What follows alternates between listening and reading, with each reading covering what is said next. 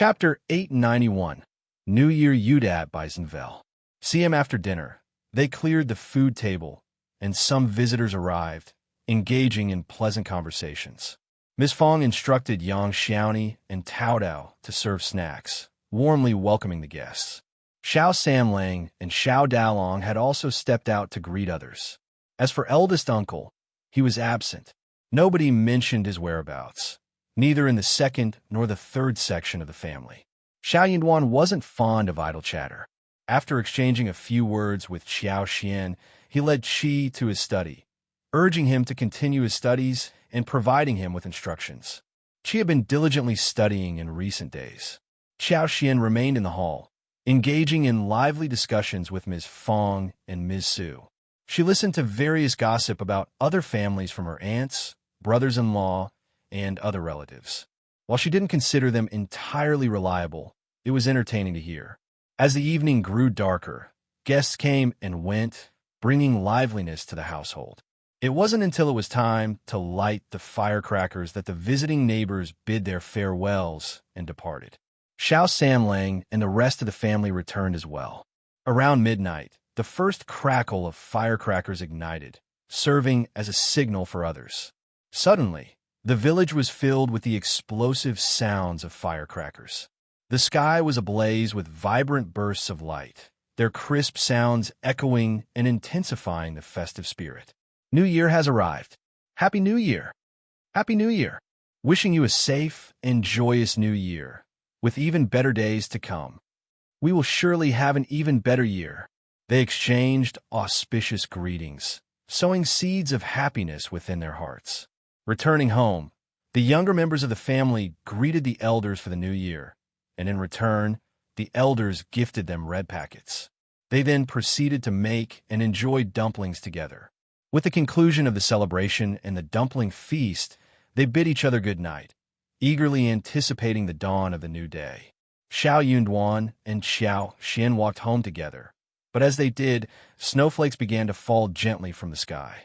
The delicate snowflakes drifted down silently from the vast expanse above.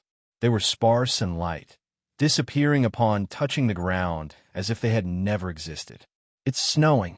Wow, look at the snow. People around them noticed and couldn't help but exclaim in surprise, some even whistling with delight. It was a rare sight for them, something worthy of celebration. It's snowing. Qiao Xian reached out to feel the cool touch on her hands, leaning towards Shao Yunduan with a smile. A heavy snowfall at the new year is considered an auspicious sign. Yes, Shao Yunduan replied with a gentle smile, helping her adjust her clothing. May all our wishes come true this year. Qiao Xian's smile brightened even more. You will undoubtedly become an advanced scholar. Shao Yunduan returned the smile. Thank you, my beloved. But his desires went beyond that. He yearned for a true wedding night with her, once he achieved his desired title. He wanted no one but her to be by his side for the rest of his days. His gaze burned with intensity, and his fingertips held an unspoken tenderness. Qiao Xian sensed something in his eyes, and she felt a warmth spreading across her cheeks. Gradually, that warmth intensified, making her blush with bashfulness. Chapter 892 Not Ready Udat by Zinvel. CM Qiao Xian cast her gaze downward, her heart pounding in her chest. Suddenly, she felt Shao Yunduan's warm hand enveloping hers. A rush of heat surged through her hand, causing her cheeks to flush instantly. Darling, Shao Yunduan's soft laughter filled the air, causing Qiao Xian to startle. Instinctively, she withdrew her hand, mumbling, "It's getting late. Let's just go to bed." She didn't want to hear what he had to say next. Whatever it was, she wasn't ready to face it yet. Okay. Shao Yunduan chuckled. It is getting late. Let's rest. Qiao Xian felt a tinge of strangeness in his words. She hadn't meant anything other than go to sleep, but his tone seemed to imply something more. Her blush deepened, and she shot him a playful glare before turning away and leaving. Shao Yunduan chuckled softly. Qiao Xian's face grew even hotter. She hurriedly increased her pace, slamming the door shut behind her. Shao Yunduan looked up at the dark sky, a contented smile on his lips and made his way to the bedroom.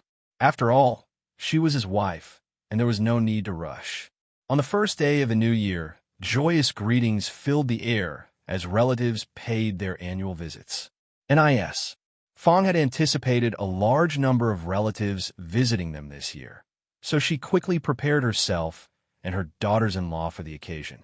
She also gave instructions to her sons and daughters-in-law on how to handle themselves. The most important rule was not to make any promises or misuse their power in a way that would tarnish Shao Yunduan's reputation. On the second day of the new year, Ms. Fang, as the mother-in-law, allowed her daughters-in-law to visit their respective homes, but she herself did not return to her own home. Qiao Xian, not bound by tradition, chose to stay at home instead. Only Ms. Su, Shao Dalong, and their 3 children went back to Ms. Su's home for a visit. From the third day of the new year onward, various relatives and friends began to visit their household. NIS. Fang warmly welcomed them together with her daughters-in-law. Some visitors flattered her with gifts, and she would assist those genuinely in need of help due to poverty. However, she made sure to write an IOU note whenever money was lent out.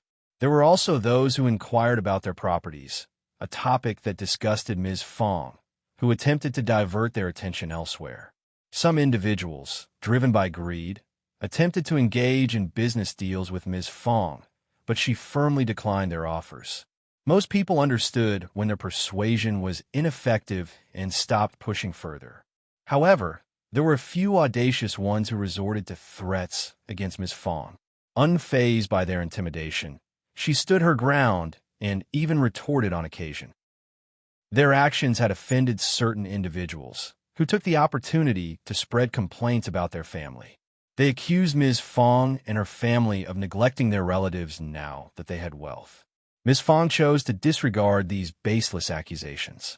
Nevertheless, they couldn't sacrifice their own family's well-being just to please distant relatives. On the 5th day of the new year, Madame Qiao sent someone to fetch Qiao Xian, informing her of an important guest at their home and requesting her presence to receive them for a few days. Chapter 893. Qiao Mansion Yudat by Zinvel. CM, she was the only one invited, not Shao Yunduan. Shao Yunduan was very worried. He held Qiao Xian's hands tightly, expressing his disapproval of her going alone. "Elle, don't feel at ease with you going to the mansion. What if something happens to you?" Shao Yunduan had no trust in Madame Qiao whatsoever. He couldn't fathom the actions of a person like her. His wife was kind and gentle, and if she went to the Qiao family alone, she would be like a lamb in a tiger's den. Spending the night, there was out of the question, as she would be devoured. "If you insist on going, I will accompany you." He didn't believe that the Qiao family would dare to push him away, even if he were there. Seeing Qiao Xian's concern for him, he smiled. "Darling, don't worry. I will go alone. I want to see what they are up to. I will take good care of myself. Remember, I am the wife of the provincial champion, and they wouldn't dare lay a finger on me." Shao Yunduan still didn't agree. He furrowed his brow. "Elle, don't trust Madame Qiao. She was so wicked that she had even attempted murder. There was nothing she wouldn't do. Officer Qiao is a reasonable man. He won't let her do anything foolish." Shao Yunduan was taken aback. That was true. Yet, he still couldn't put his mind at ease. Helpless, Qiao Xian approached him and whispered, "I have bribed 2 individuals who will assist me. Don't worry, one will find out what Madame Qiao is capable of." Shao Yunduan remained silent, but refused to let her go alone. He ordered Li Xia and Li Qiao to accompany her. However, Qiao Xian insisted on bringing only Li Xia with her. She was not a feeble woman. If Madame Qiao did not want to provoke her, then she would teach her a lesson she would never forget. Qiao Xian possessed magical powers and could wield them as a deadly weapon at any moment. She had no fear of someone like Madame Qiao, a mere clown.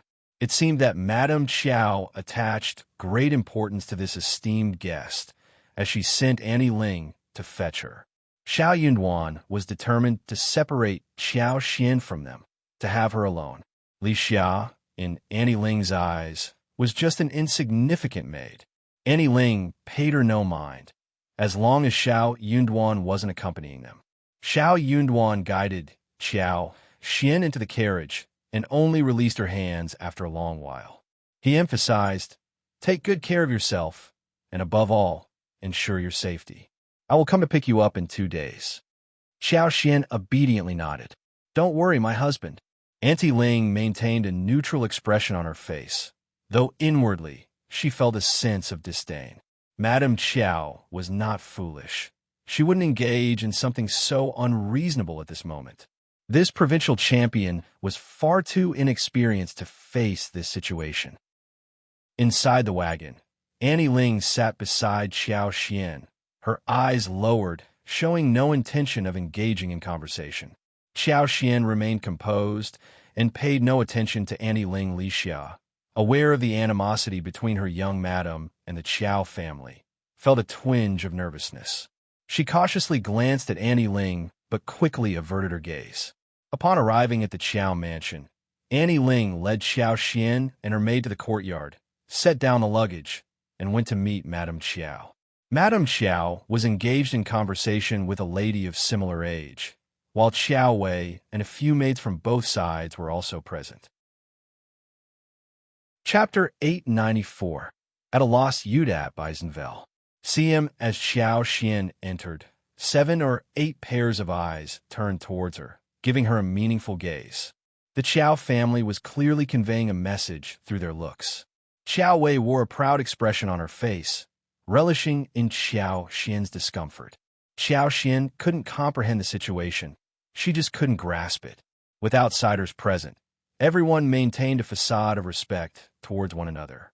Xiao Xian stopped fixating on Madame Qiao and greeted her with a smile.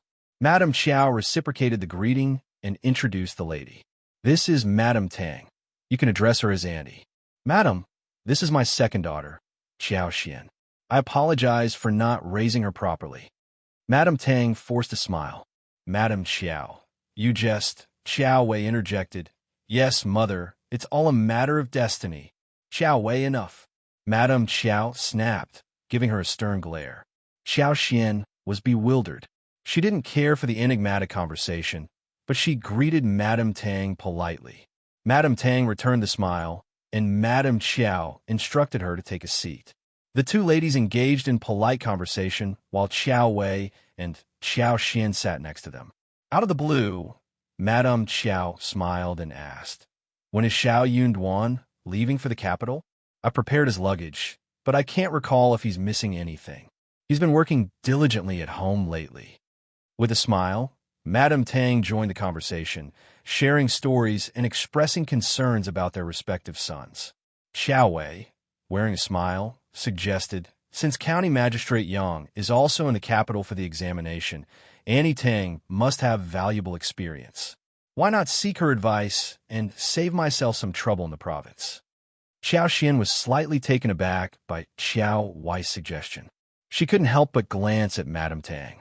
To be honest, Xiao Xian didn't sense any hostility from Madame Tang, but there was a certain probing quality to her demeanor that seemed somewhat unnatural. Xiao Xian found herself puzzled by the situation. Although Qiao Wei's suggestion was tempting, Xiao Xian believed that with the presence of the Xie family and the Yuezheng family, she had no need to seek Madame Tang's help.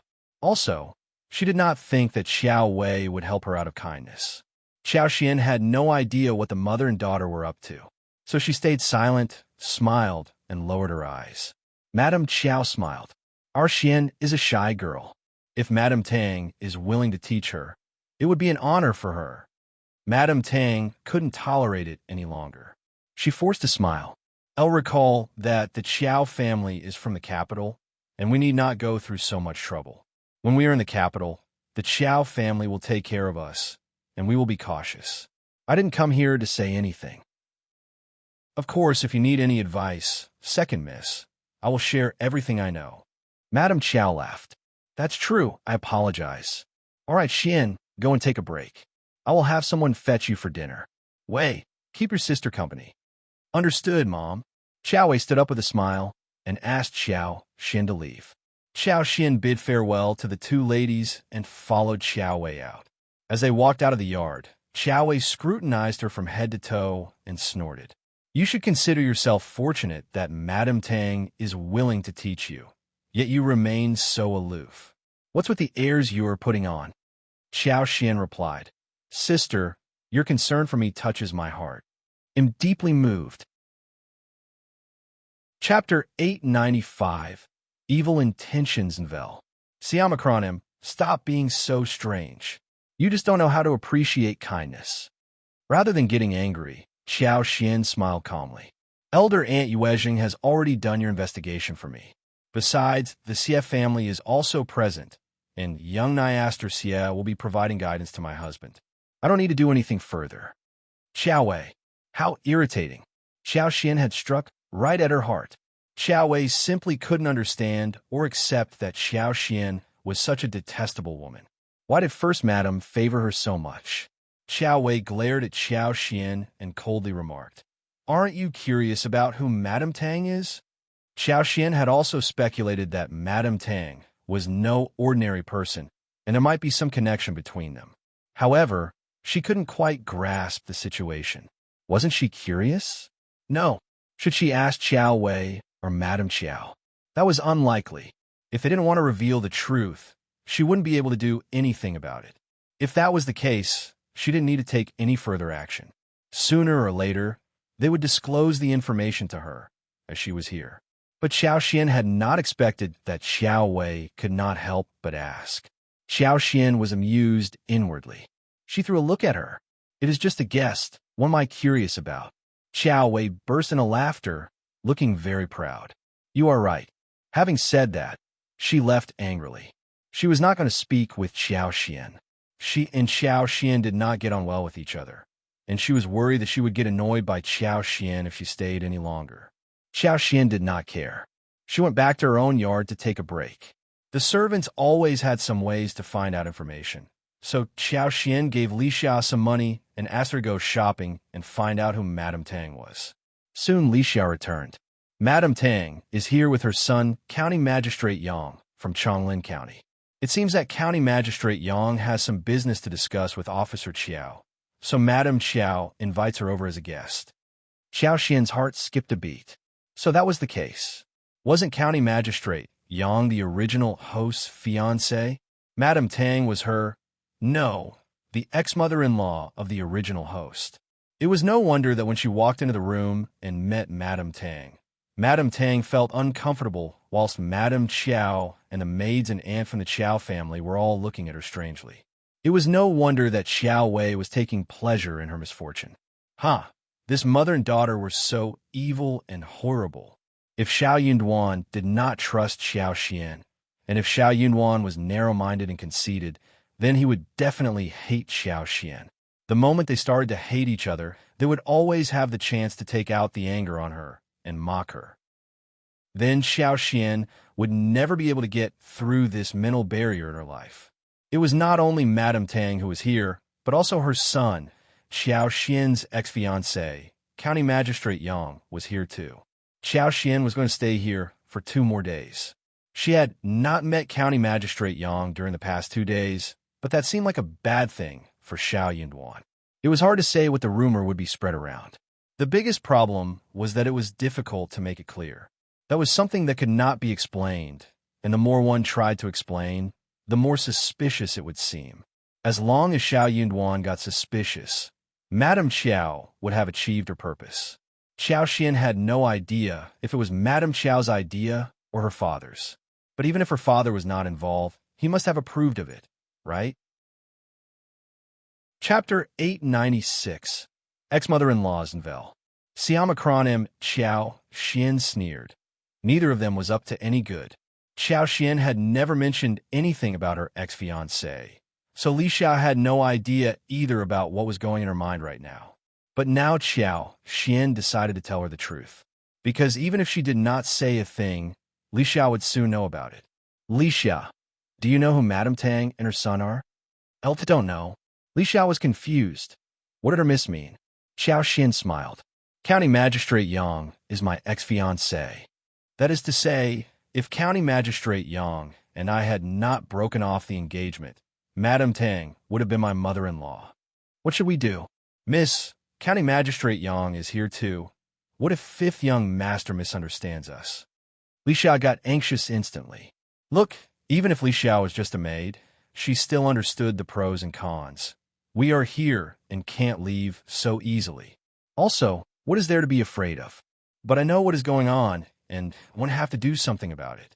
Go to Mingran Tang Clinic and tell Manager Qin about this, and ask him to get someone to Shouting Village to tell my husband about it, too. Okay, I will do that now. Very good. No one stopped Xiao Xian when she asked Li Xiao to go out and buy stuff for her. Soon Li Xiao arrived at Mingran Tang and passed on Xiao Xian's message. Manager Qin, who had been hoping for Xiao Xian and the Shao family to provide him with quality herbs, was taken aback when he heard the words. He couldn't help but curse Madame Qiao for her wickedness. Don't worry, Miss Li Xia, I will go up to Shouting Village now. I will go there personally. The fewer people who knew about this, the better. There would be some confusion when the message was passed around, so he might as well go there personally. Li Xiao thanked him and replied to Xiao Xian. What Xiao Xian had not expected was that Lu Yan would have sneakily told her who Madame Tang was.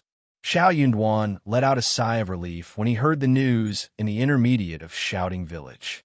Shao Yunduan thanked Manager Qin with a smile, which surprised Manager Qin. But seeing that Shao Yunduan trusted Xiao Xian, Manager Qin let out a sigh of relief. He had a very good impression of Xiao Xian, and he admired her deeply. So he hoped that she and Shao Yunduan could get on well.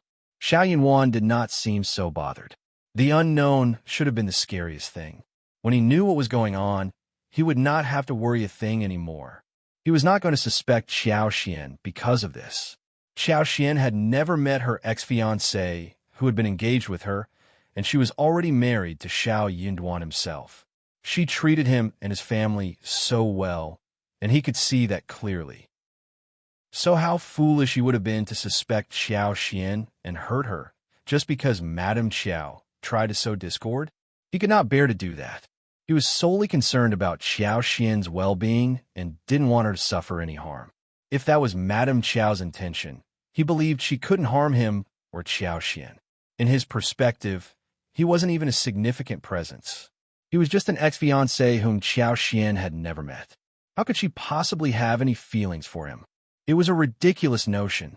Nevertheless, Shao Yunduan made up his mind to bring Xiao Xian back home the next day. She was his wife after all. In the backyard of the government office, Xiao Xian attended the banquet alongside Madame Tang and County Magistrate Yang. As nobody had introduced Madame Tang and her son to Xiao Xian, she chose to feign ignorance about the matter. Chapter 897 Mrs. Tang's Displeasure. Siamacron M. County Magistrate Yang discreetly assessed Xiao Xian. She noticed his gaze, but chose not to respond. He was a stranger to her. As the men and women took their seats, County Magistrate Qiao exchanged greetings with County Magistrate Yang through the screen, while Madame Qiao greeted Madame Tang alongside Ojio Xian. Once the banquet began, Madame Qiao wore a bright smile and welcomed their guests warmly. Madame Tang reciprocated the greetings, but avoided direct eye contact with Xiao Xian. Occasionally, their eyes met briefly before Madame Tang looked away. Suddenly, Madame Qiao let out a sigh and glanced at Xiao Xian as she spoke to Madame Tang with a smile. Our old master will be transferred back to the capital in a few months. It may be challenging for our families to meet again, which is why he believes it's important to treat Madame Tang and Officer Yang well before we depart. After all, we could have become relatives. Unfortunately, it is Xian who has not been fortunate enough to have a promising young man like Officer Yang and a kind mother-in-law like Madame Tang. Upon hearing Madame Qiao's words, Madame Tang felt a slight sense of relief. She smiled and replied, "That is all in the past, Madame Qiao. There is no need to mention it anymore." Madame Qiao continued with a smile. "You're right. We should not dwell on the past. It was an unexpected turn of events, but I'm glad old master and I are reassured. Even if we can't become in-laws, we can still get to know each other. Perhaps when Officer Yang is promoted to the capital in the future, we can develop a closer relationship." Having an additional friend meant having another connection within the court. No one would willingly offend their peers unless it was absolutely necessary. Madame Tang was well aware of this, so she quickly engaged in a friendly conversation with Madame Obo. Initially, Madame Tang did not hold a high opinion of Qiao Xian, her son's former fiancé, after he passed the imperial examination. However, her son had performed exceptionally well and received a promotion the following year. It was a promising future, a rare achievement. He was still very young. If it weren't for this troublesome marriage alliance, her son could have been chosen by noble ladies in the capital and become the son-in-law of a prestigious family, propelling him to even greater heights in the capital. Although becoming the head of a county at such a young age was already impressive, wouldn't it be better for him to have an even brighter future? Her son was a top student, young and handsome. When Madame Qiao sent a letter stating that something had occurred, leading to the annulment of the engagement between Obo Xian and her family, Madame Tang was overjoyed. When she heard that Qiao Xian had become involved with a poor girl from the countryside and had her reputation tarnished, Madame Tang found even greater satisfaction, considering it as her revenge. She believed that it was Qiao Xian who had ruined her son's future, so she took pleasure in her misfortune. Madame Tang had anticipated that Qiao Xian would live a wretched life. However, to her surprise, upon Madame Qiao's invitation, Qiao Xian appeared remarkably beautiful and graceful. Furthermore, her impoverished husband, who was a cultivated talent, was preparing for the intermediate examination.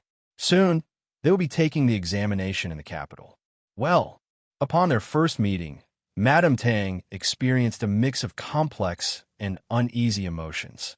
However, Madame Tang had forgotten a crucial detail. When her son and Qiao Xian were engaged, she had already lost her husband. Chapter 898, Forgotten Zinvel. Siamacronim, she and her mother-in-law relied on each other to raise their 7-year-old son, and Qiao Xian's birth mother had provided the necessary capital of 60 liang, and they would have struggled to support their son's education. The local bullies would have taken advantage of their vulnerability and seized their land. Their lives would have taken a completely different path. She had even forgotten the promise she made to her late mother-in-law to treat Qiao Xian well and regard her as a daughter once she married into the family. All of these important details slipped her mind. However, Qiao Xian was completely unaware of these circumstances. From the original host's memories, she only knew that her own mother, who was a concubine, had also been cherished. Taking advantage of her father's favor, she had pleaded for justice. Perhaps due to Qiao Xian being an orphan girl, Madame Qiao had approved of her request. Since County Magistrate Qiao had left his position, there had been no news from her fiancé's family. Madame Qiao and Madame Tang engaged in conversation for a while before requesting that Qiao Xian raise a toast to Madame Tang. You used to have a good relationship with them, so it's appropriate for you to toast her. You have no idea that Madame Tang is your future mother-in-law. I was aware of that, Qiao Xian replied with a smile, lifting the small wine cup and standing up. She spoke politely, Auntie Tang, as my senior, it is my duty to show respect. I wish you a long and healthy life. Qiao Xian felt a sense of gratitude towards Madame Tang for sparing her from marrying into their family. If she had married into the Qiao family, she wouldn't have had the opportunity to be with Shao Yunduan. Comparatively, Madame Tang wasn't as terrible as Madame Qiao, but she was far from being an easygoing mother-in-law. She couldn't even compare to her own mother-in-law. Dealing with a mother-in-law like her was truly tormenting. Madame Qiao and the others were taken aback. They had hoped to catch Qiao Xian off guard, making her stumble and embarrass herself. How did she know about this? Who had informed her? Xiao Wei glared at Xiao Ko. Xiao Ko looked very innocent. She did not even see Qiao Xian today. Why was that related to her? Madame Tang was not feeling very comfortable either. She felt that it was Qiao Xian's loss to have missed such a wonderful son like her. Qiao Xian should feel sad, grievous, and disappointed. But Qiao Xian was so open to them, and she was even congratulating her with a smile. She did not show any emotion that she should. That displeased her.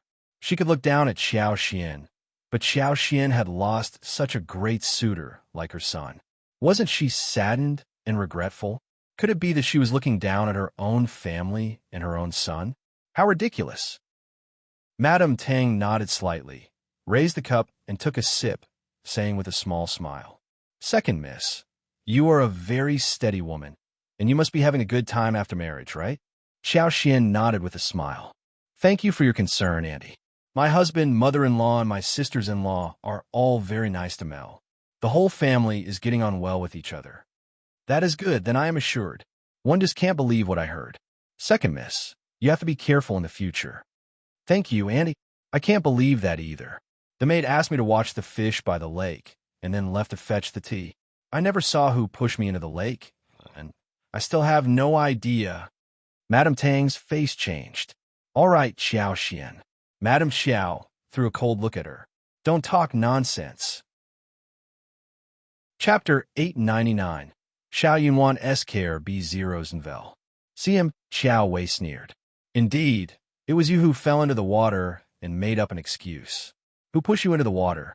Don't talk nonsense. You must have misunderstood." Xian had confronted Officer Qiao about the incident and had even pointed at Madame Qiao, but without evidence, Madame Qiao would never admit her wrongdoing. However, County Magistrate Qiao must have started to harbor suspicions as well. Xian smiled. "I'm not a fool. I know perfectly well whether I tripped and fell or was pushed from behind. I don't need any evidence." "How absurd. Besides, that's all in the past, and there's no need to dwell on it." Madame Xiao's expression turned cold. "You've said your piece, and there's no point in saying anything further." Madame Tang grew anxious.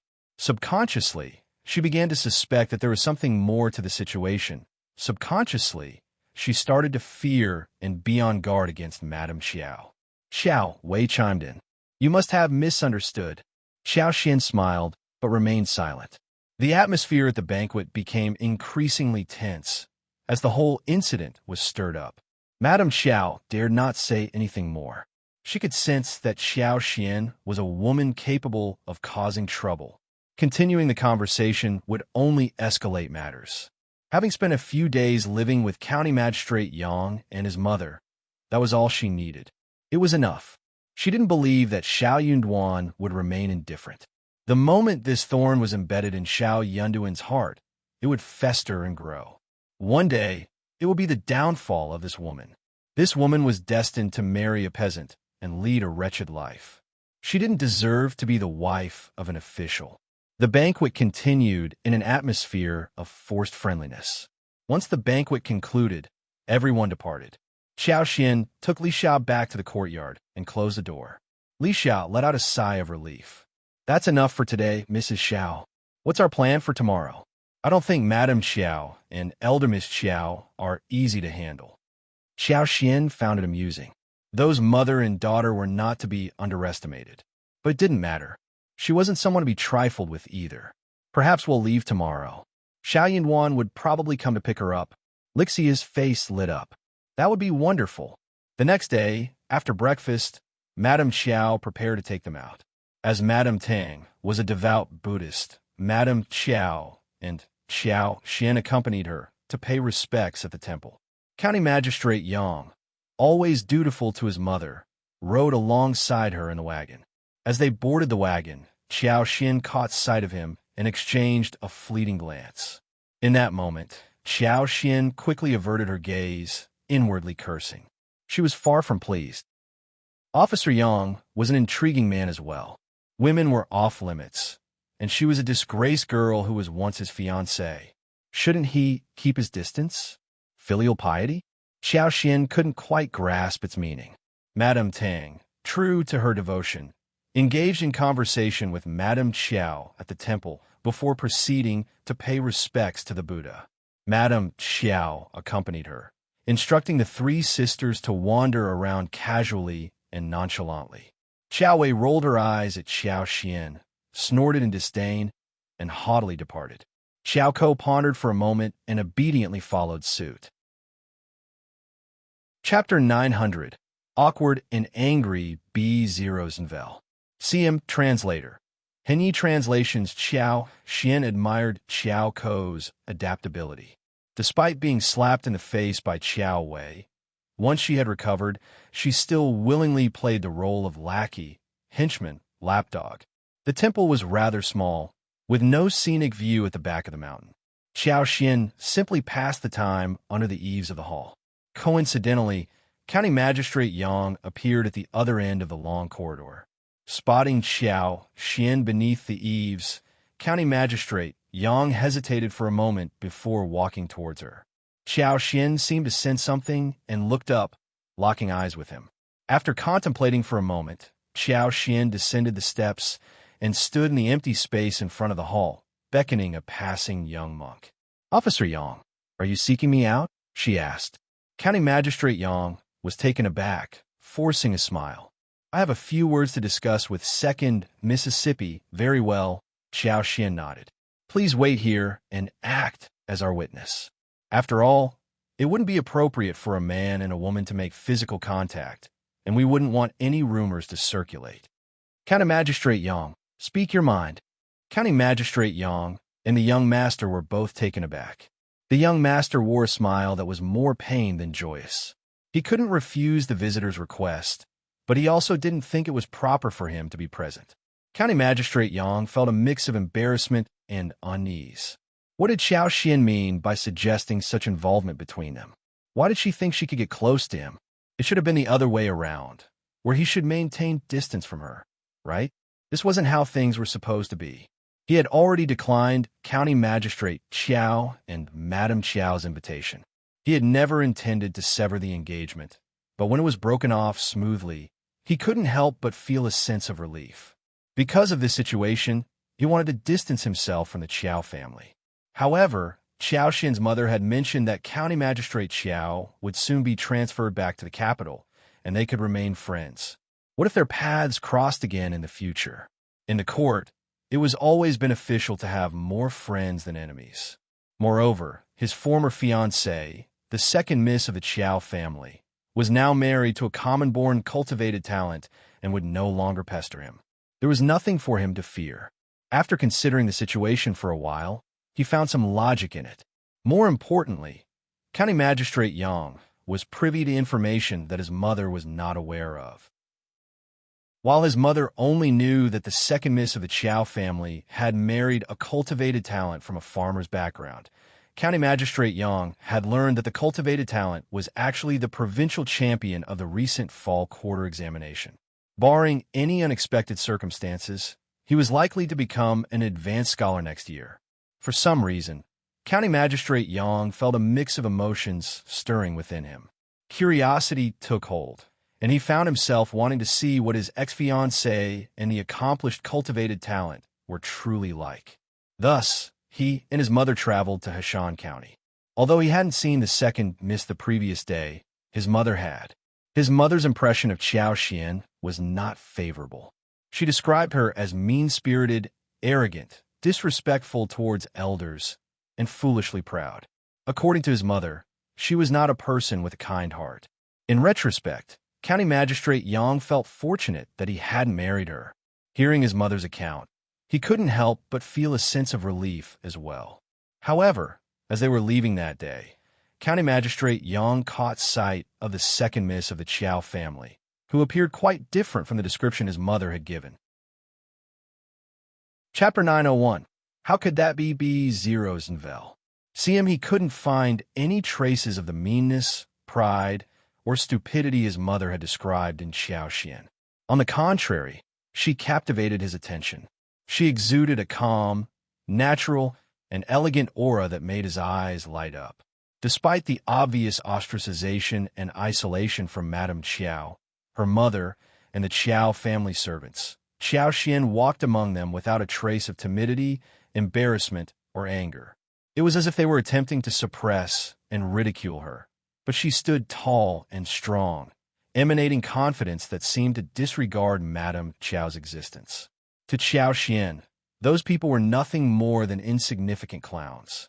County Magistrate Yang's heart skipped a beat. He couldn't accept this. What troubled him even more was that she had noticed him too, yet her gaze held no emotions. It was as if he, like everyone else, was merely a stranger in her eyes. But how could that be? He was her former fiancé, and their engagement had been broken off due to her own mistake. As a concubine's daughter, it should have been an honor for her to marry him. Yet, she showed no reaction upon seeing him. She glanced at him briefly and then averted her gaze. He felt so insignificant in Xiaoxian's eyes. This realization left County Magistrate Yang, who had always been arrogant and believed that Xiaoxian would deeply regret losing their engagement, feeling deeply displeased. He appeared visibly humiliated. The feeling of being disregarded only intensified his displeasure and discomfort. Eventually, he reached a breaking point. When he spotted her in the intermediate temple, he unconsciously made his way towards her. He felt the need to engage in a conversation with her, even though he had no clear idea of what he wanted to discuss. What he hadn't anticipated was Xiaoxian's frank and composed demeanor, to the point where she even called upon a young master to act as a witness. County Magistrate Yang was both taken aback and further humiliated. Who did Second Miss think he was? Did she believe that he would pursue her relentlessly, harboring ulterior motives towards her? How absurd! County Magistrate Yang suppressed the bitterness in his heart, forcing a neutral smile as he observed Xiaoxian. Second Miss seems to be faring well lately. Xiaoxian replied with a smile. Thank you. The bitterness has indeed subsided. Xiaoxian spoke the truth. Although she wasn't the original host, she was aware of the numerous hardships the original host had endured. Xiaoxian had no intention of taking advantage of Madame Qiao. She aimed to reveal the truth. However, County Magistrate Yang, who had been feeling displeased, couldn't help but show a slight change in his expression. He felt exposed. So Xiaoxian was implying that her suffering had been a result of the marriage alliance. But now that she was going to marry cultivated talent Shao, all her grievances would vanish. How confident she was to utter such words in his presence. County Magistrate Yang responded with a harsh tone. Second Miss, aren't you afraid of being misunderstood? People might think you're complaining about your mother's family. Xiaoxian calmly replied. Officer Yang, as a daughter born from a concubine without a mother, do you believe I would have a better life without my birth mother around? Chapter 902. Made Xiaoxian laugh B0 CM Translator. Henyi Translation's County Magistrate Yang was taken aback.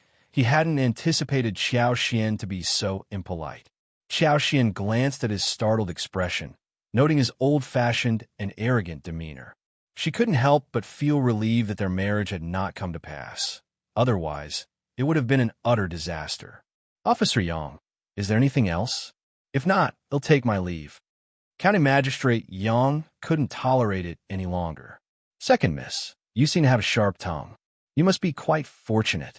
You lack the understanding of proper parenting and should not be ignorant of the responsibilities of raising a child. County Magistrate Yang was raised by his grandmother and his mother, and he was a very filial person. He did not like what Xiaoxian said about filial piety. Xiaoxian almost burst into laughter. What did he truly know? Did he think that merely uttering the words filial piety gave him the right to point fingers and pass judgment? If this man had been born in the modern era and had access to a keyboard, he would have been a force to be reckoned with. Xiaoxian responded frankly. Officer Yang, what do you actually know? Why do you feel entitled to dictate my actions? In the harsh winter, I had to survive on leftovers. When I fell ill, I had to take care of myself. On the surface, I had maids attending to me, but in reality, one had to fetch my own bathwater, little by little. Even the elderly women in the household would humiliate me in front of everyone. My so-called sister would taunt me when she was in a good mood, and when she was displeased, she would scold me and take out her frustrations on me. My so-called father only lectured me a few times a year, and he never showed any affection towards me. He never valued me. Officer Yang, can you not see the absurdity in expecting me to respect such a father? County Magistrate Yang was taken aback. He had no knowledge of these circumstances, nor could he fathom them. His grandmother and mother had always taken care of him. He found it hard to believe that the amiable Officer Obo and the kind-hearted Madame Qiao could be the kind of people that Xiaoxian described. Moreover, he was the county magistrate, and he couldn't afford to make a mistake in front of his ex-fiancée, Qiao. Isn't that so? The world is filled with parents who fall short, as the sages have said. Regardless of what has happened, they have provided for you and raised you, and that is a significant favor, Officer Yang insisted firmly. But Officer Yang, it seems you have forgotten that I am their daughter, not an unrelated outsider. It is their duty to raise me well. They have not fulfilled their responsibilities adequately, Qiao retorted. You are just making excuses. County Magistrate Yang retorted, his anger flaring up. That's not right. Qiao took a deep breath, as if she were ready to roll up her sleeves and give this man a good scolding. She wanted to see if he had any sense in his head. But no, she couldn't waste her time arguing with someone like him. What was the point of their conversation anyway? Was he trying to make himself noticed? Qiao was about to leave when Madame Qiao and Madame Tang emerged with the maids and aunts. Everyone's attention was immediately drawn to them. Madame Tang's expression changed, and she took a few steps forward. Xian, what are you discussing? Madame Tang glanced at Qiao with a sharp and cautious look, as if Qiao were trying to seduce her son. Madame Qiao, on the other hand, couldn't hide her satisfaction, but she sighed with a tone of reproach. Xian, how could you bother Officer Yang? It's highly inappropriate. Officer Yang, I apologize on behalf of Xian. I'm sure she didn't mean any harm. Chapter 903, Black and White B0s in Vel. Seeing Madame Tang's anger escalated further, and she sneered. She knows perfectly well whether she did it on purpose or not. Madame Qiao interjected. Xian, quickly explain yourself to Madame Tang. Xiao Ko and Xiao Wei, who were also present, whispered to Annie Hua to inquire about the situation. Upon hearing the details, they burst into laughter. Second sister, it's your own fault. You're already married, yet you still can't avoid raising suspicions? Indeed, even if you were to pester Officer Yang, what good would it do? You're simply making a fool of yourself. Second sister, you're still so careless. That won't lead to anything good. You really should work on changing your ways. Upon hearing their remarks, Madame Tang realized that Qiao had not only bothered her son, but also had a criminal record. This further infuriated her, and she sneered, How dare you? It appears that Madame Qiao ought to teach you a lesson, or else you'll continue embarrassing yourself with your antics. Madame Qiao was displeased. Madame Tang, you're taking it too far. Wei is well-mannered and well-behaved. It seems we need to be cautious in our actions. Bah! Madame Tang showed a look of disdain. Qiao threw a cold look at each of them and said coldly, Are you done? Are you listening to me? Officer Yang, are you talking with me or me talking with you? I have a witness. County Magistrate Yang was speechless. County Magistrate Yang had always been a proud person, but when Madame Qiao scolded Qiao for no reason, County Magistrate Yang felt very embarrassed. It was as if they were blaming him, because he turned to Qiao, not Qiao to him. He could not stand to be humiliated. He had intended to stay silent. But hearing what Qiao said, he could not stay silent anymore. There was a young monk from the temple nearby, observing the situation intently. County Magistrate Yang couldn't simply ignore him and allow a negative and irresponsible reputation to linger in the temple and throughout Heshan County. As County Magistrate Yang considered how Qiao had asked the young monk to stay, his emotions became even more complex. Mother, Madame Qiao, you've all misunderstood second miss of the Qiao family. It was I who approached second miss of the Qiao family. Everyone was taken aback. Madame Qiao raised an eyebrow and was about to speak when Qiao sneered. Officer Yang was merely extending a polite greeting to me. How dare you misconstrue it like this? Huh? Qiao looked down upon County Magistrate Yang with disdain. She was lucky enough to stay cautious. Otherwise, this man might have made her to explain something. He wasn't just greeting her. He was actually bothering her. Yes, he was incessantly bothering her. What a devious man. He truly had the characteristics of a scoundrel. Madame Tang felt a twinge of embarrassment. She cast a suspicious glance at her son, But County Magistrate Yang chose to ignore her. Qiao Wei sneered. Officer Yang was merely greeting you, but you're persistently bothering him and refusing to let him be. Well, it's all the same, but it's pointless. I suggest you face the reality as soon as possible. Madame Tang's gaze turned sharp once again as she directed a piercing stare at Xiao Xian. Xiao Xian stepped forward and slapped Qiao Wei across the face.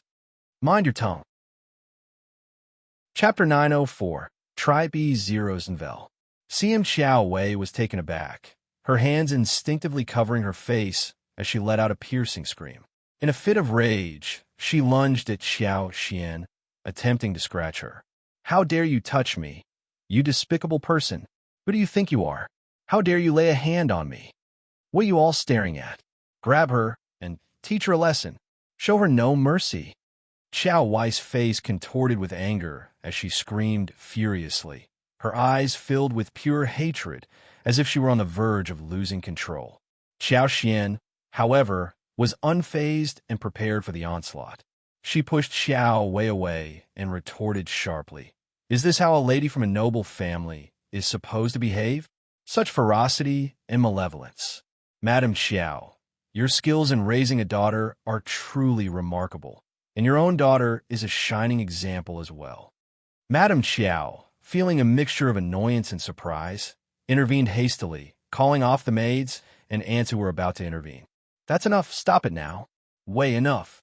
Madam Xiao felt her face flush with embarrassment and anger. She had just been boasting about Qiao Wei's manners and composure in front of Madame Tang, only to be thrust into this situation by Xiao Xian. Madame Xiao couldn't help but suspect that Xiao Xian had orchestrated this deliberately, and the thought made her want to retaliate with force. Madame Xiao's gaze turned icy as she glared at Xiao Xian. Xian, where are your manners? How dare you lay a hand on your sister? You will be dealt with when we return home. Xiao Xian sneered dismissively. What's the point of waiting? Why not expose the truth right now? She's nothing but a foul-mouthed troublemaker who framed me and tarnished my reputation. She's practically pushing me towards my demise. I have every right to slap some sense into her. She accused me of harassing Officer Yang, but did she witness it herself? Who determines what's mine and what's not? Who decides what's real and what's not? She's beyond bizarre. She's no sister of mine, that's for certain.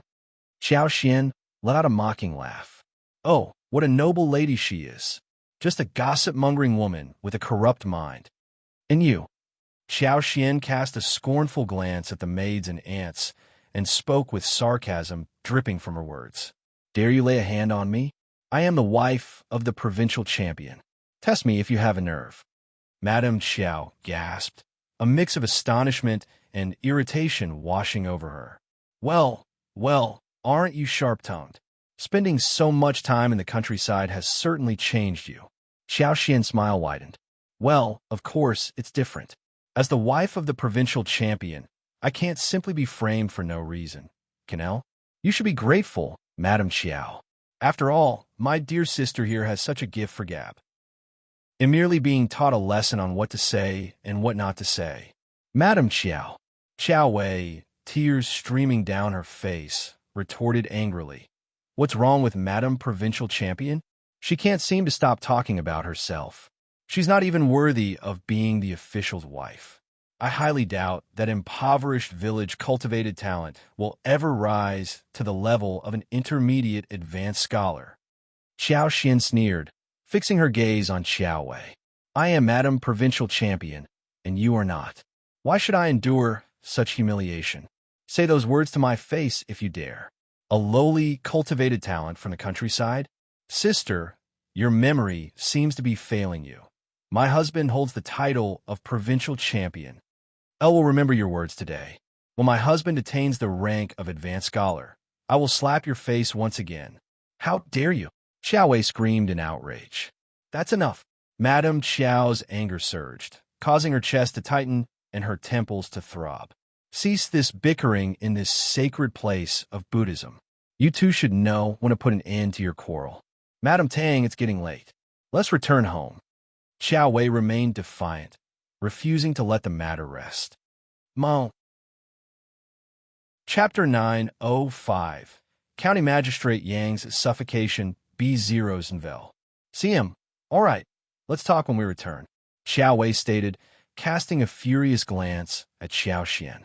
Her face flushed, and she refrained from saying anything further. Xiao Xian's voice turned cold as she spoke. Do you understand the situation? Firstly, County Magistrate Yang approached me on his own accord, not the other way around. There are witnesses from the monastery who can attest to this. Secondly, one reprimanded Elder Miss because of her malicious words. She deserved to be taught a lesson. Once we leave this place, let's ensure that no one distorts the truth or spreads false rumors. The room brimmed with anger as everyone present seethed with fury. Madame Qiao felt an overwhelming urge to tear Xiao Xian apart, a sentiment shared by Madame Tang and County Magistrate Yang.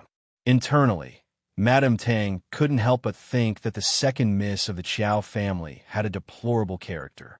She lacked gentleness, disregarded others' reputations, and lacked proper manners. She was relieved that her son had married someone different. Otherwise, he would have been pushed to his limits. While it was acceptable if the provincial champion wasn't present, what if he were? She couldn't imagine her husband's reputation being tarnished by associating with such a woman. It was as if Xiao Xian was intentionally causing trouble for him. Suppressing her anger, Madame Qiao sneered. You are indeed a straightforward individual, and no one could dispute that. Xiao Xian retorted. Yet there is always that one person in this world who twists the truth to suit their selfish desires or out of sheer jealousy. Madame Qiao, I find solace in your words. Bah! Everyone grew bored and returned to the mansion, their enthusiasm waning. During the wagon ride, Madame Tang politely suggested to Madame Qiao that she and her son should return home the following day. A sudden slap landed on Madame Qiao's face, leaving her feeling both embarrassed and taken aback. Hearing the suggestion, she inwardly breathed a sigh of relief, no longer needing to maintain pretenses. Upon reaching the backyard of the county office, they spotted Shao Yunduan conversing with County Magistrate Qiao. Spotting their arrival, he stepped forward to greet them. My darling. Xiao Xian's eyes lit up as she approached him with a smile. Knowing that he would come once he learned about the presence of the Yang family's mother and son, she wasn't surprised. Darling. Shao Yunduan smiled and held her hands briefly before releasing them.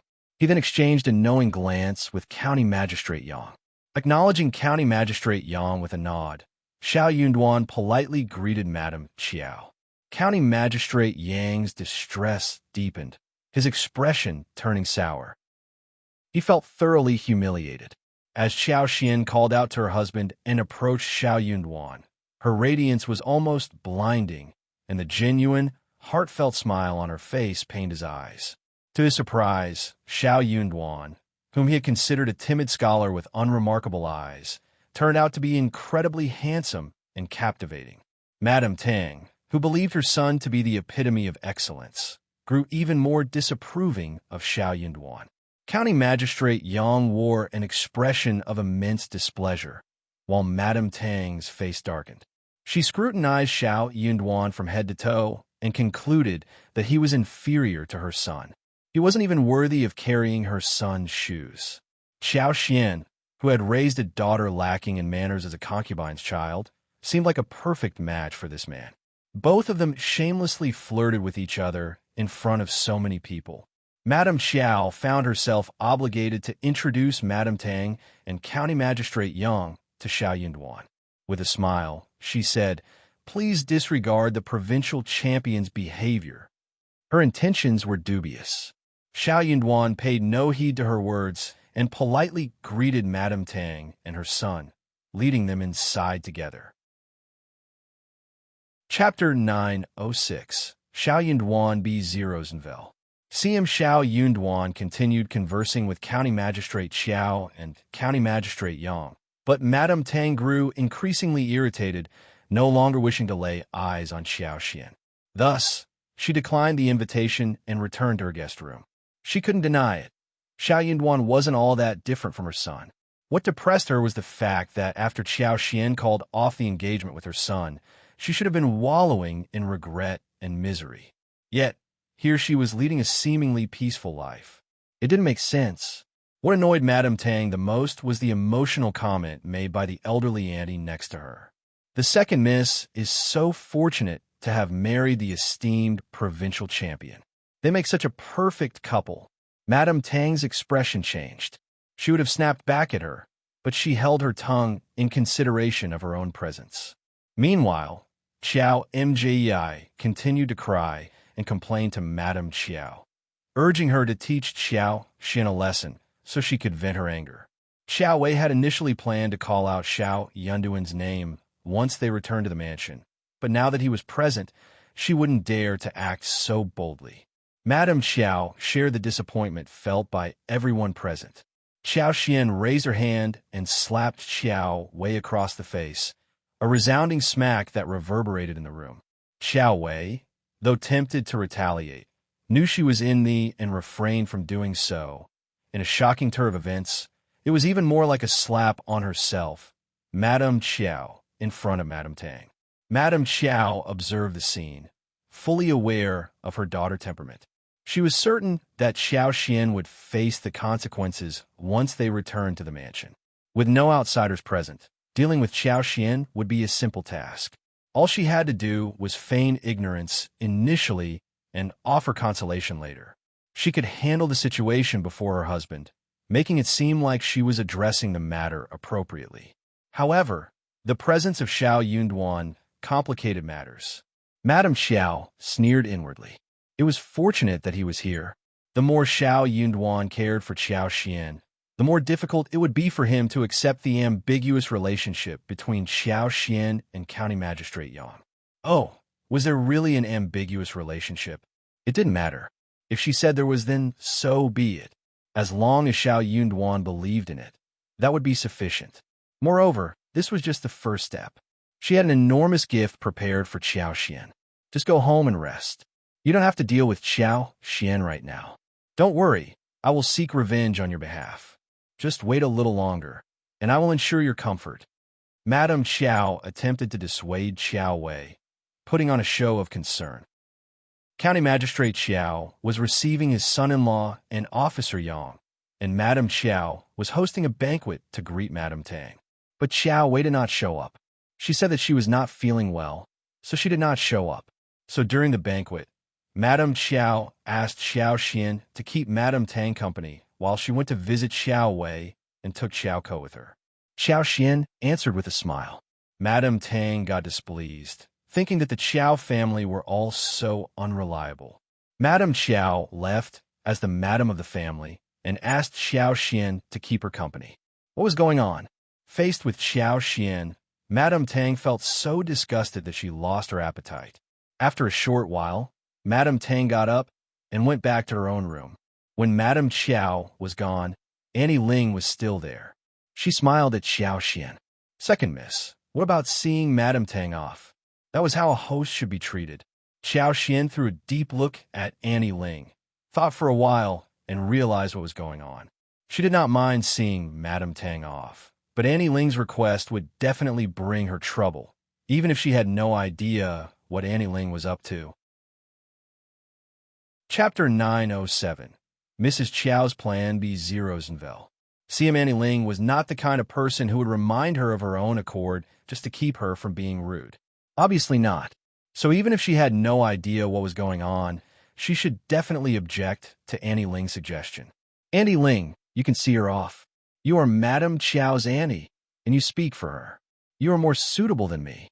Auntie Ling stiffened and said seriously, Second miss, don't joke around. I am just a servant, not a madam. That is not how it should be done. That is not true. Everyone knows that Madame Qiao can't live without Annie Ling. She has to rely on Annie Ling, you, for everything. No, second miss, don't say that. Oh, Auntie Ling, are you feeling shy about it? Madame Tang felt thoroughly perplexed. What was happening between these two individuals? Were they looking down on her? Why were they suddenly showering her with flattery in her presence? What was the underlying meaning behind it all? Madame Tang sneered and decided to leave without uttering a single word. Regret surged within her, realizing that she should never have accepted Madame Qiao's invitation to visit Heshan County in the first place. Witnessing Madame Tang's departure, Annie Ling deemed it inappropriate to give chase. With a cold tone, she addressed Xiao Xian. "Second miss, you are displaying an arrogant attitude. Since you are aware of my presence here to attend to Madame, you should acknowledge that my words reflect Madame's intentions. While you may not be physically present, it doesn't mean you can disregard my authority. Second miss, you will have to explain this to Madame at a later time." Xiao Xian narrowed her eyes and focused her gaze on Annie Ling. "Is Madame Qiao planning something by requesting me to escort Madame Tang home?" Annie Ling grew startled. "Second miss, please refrain from speaking nonsense." Xiao Xian chuckled. "It appears that I have guessed correctly. Since I'm not there, your plan has failed. Now tell me." "Second miss, you're being unreasonable. I'm leaving now." Annie Ling stormed off, seething with anger. Li Shao let out a sigh of relief, but couldn't help feeling puzzled and curious. "Young madam, I just don't understand. It's simply escorting Madame Tang to her guest room, right? It's such a short distance. How could it cause A&V trouble? It doesn't make sense. So what was Madame Xiao's plan?" Suddenly, a realization dawned upon Xiao Xian. She smiled calmly. "Madame Tang is quite troublesome. The act of sending her home seems to be a hassle." "What do you mean?" "Consider who she is and why my husband is present here." Li Shao blinked, still perplexed. Xiao Xian let out a sigh and proceeded to explain the situation in detail to Li Shao. Finally understanding the full picture, Lixia's anger and anxiety surged. She snorted, "Madame Qiao is truly wicked." When Shao Yunduan heard about Xiao Xian spending time with Madame Tang in the middle of the night, he believed that Xiao Xian and Madame Tang were meant to be together. Xiao Xian knew that Shao Yunduan would never want to hear or witness any of this. Madame Qiao had cunningly attempted to drive a wedge between them. It was no wonder Annie Ling lingered and made such remarks. Xiao Xian pondered for a moment, then turned and headed towards Officer Qiao's study. She sought out Shao Yunduan. "It's getting late, father. I'll come to fetch my husband. He has been working diligently these days and deserves a long rest at night. It's time for him to return home and take a break." Chapter 908 Misfortune B0's Unwilling. CM Shao Yunduan promptly stood up and spoke with a smile. "Father-in-law, Officer Yang, my wife is here to fetch me. I'll take my leave now." County Magistrate Qiao frowned, expressing his dissatisfaction. "Xian, you're so foolish. A woman should be gentle and virtuous, not casually and indifferently meddling in her husband's affairs." Shao Yunduan responded, "Father-in-law, my wife cares about me and won't appreciate that. Please don't blame her. She hasn't done anything wrong." Officer Qiao remained silent. He had such good intentions. He was trying to guide his daughter-in-law, but now he was undermining his own reputation. They were not a harmonious couple in his eyes. "In that case, you may depart now. I'll bid you farewell." Shao Yunduan respectfully cupped his hands and left alongside Xiao Xian. County Magistrate Yang couldn't help but feel a pang of heartache as he witnessed the two departing hand in hand. He had come here to assert his superiority, yet he was the one feeling provoked instead. He even began to suspect that the Qiao family's second miss had been having an affair with provincial champion for quite some time, allowing them to fly away together. The more he pondered on it, the more plausible it seemed. He was on the verge of impulsively questioning County Magistrate Qiao about it. If it was their plan, County Magistrate Qiao would either be unaware of it or keep it to himself. There is no need for him to humiliate himself. But within County Magistrate Yang's mind, he had already made a firm decision. He was determined to have a brighter future than Shao Yunduan. He would attain a high position where Shao Yunduan could only look up to him. He was going to make Xiao Xian regret her decision. Inside the room, Shao Yunduan gazed at Xiao Xian, placing his hands on her shoulders. "Did you feel wrong today?" Xiao Xian shook her head and chuckled. "Of course not. I always say that I am Mrs. Provincial Champion. It annoys them so much, hee. Shao Yunduan couldn't help but laugh, his gentle demeanor shining through. You are indeed Mrs. Provincial Champion, the one and only. Yes, Qiao Xian proudly smiled. There will never be another Mrs. Provincial Champion in the Qiao family. They are just envious of me. Shao Yunduan laughed and couldn't resist pulling her into his embrace. Her face nestled against Shao Yunduan's chest, and the cool touch sent a slight shiver through her body. The spot where they made contact began to warm, and she could distinctly hear his strong and steady heartbeat, even through their layers of clothing. Qiao Xian felt her ears growing hotter and hotter, and her face flushed with warmth. Pushing him away? That was too much for her to bear. She couldn't bear the embarrassment of reciprocating the hug. Subconsciously, she held her breath, frozen in place, afraid to make any movement. Shao Yunduan was taken aback as well. He didn't overthink the situation. He was simply overwhelmed with excitement and couldn't resist embracing her. Only now did Qiao Xian realize what she had done. Guilt washed over her. They had made a promise that until she fully accepted him, he would respect her boundaries and never push her or make her uncomfortable. But was she really pushing him away? It was just too sudden. Shao Yunduan wanted to hold her tighter, but he felt a sudden hesitation. There was a voice inside him telling him to let her go, but he couldn't bring himself to do it. A delicate fragrance enveloped the woman's body, so pleasant to the senses. Her waist was slender and soft, igniting the imagination and prompting thoughts about the sensation of their skins touching. Chapter 909. Regret B0's Unwilling. See him, the more he thought about it, the angrier he became. He couldn't let go of her so easily. Shao Yunduan leaned down and rubbed his chin against Qiao Xian's hair, relishing the softness against his skin. Their hearts raced in sync. My love, Shao Yunduan whispered and couldn't resist planting a gentle kiss on her cheek. Qiao Xian was taken aback by the cool, tender touch. She let out a small gasp and instinctively stepped back, breaking free from his embrace. Shao Yunduan was about to reach out to hold her when he stopped himself. A tinge of regret crossed his mind. Why didn't he steal a few more kisses? Inside, Qiao Xian felt a jumble of emotions. She hadn't intended to reject him, but she wasn't ready. She worried that he might misunderstand her and feel hurt. With a cautious glance, Qiao Xian peeked at Shao Yunduan, relieved to see that he didn't seem angry. Yet, her guilt intensified. Oh, by the way, did you come here today because of the letter from Manager Qin yesterday? Qiao Xian tried to ease the awkwardness. Yes, Shao Yunduan nodded in agreement. I was worried they might gang up and mistreat you.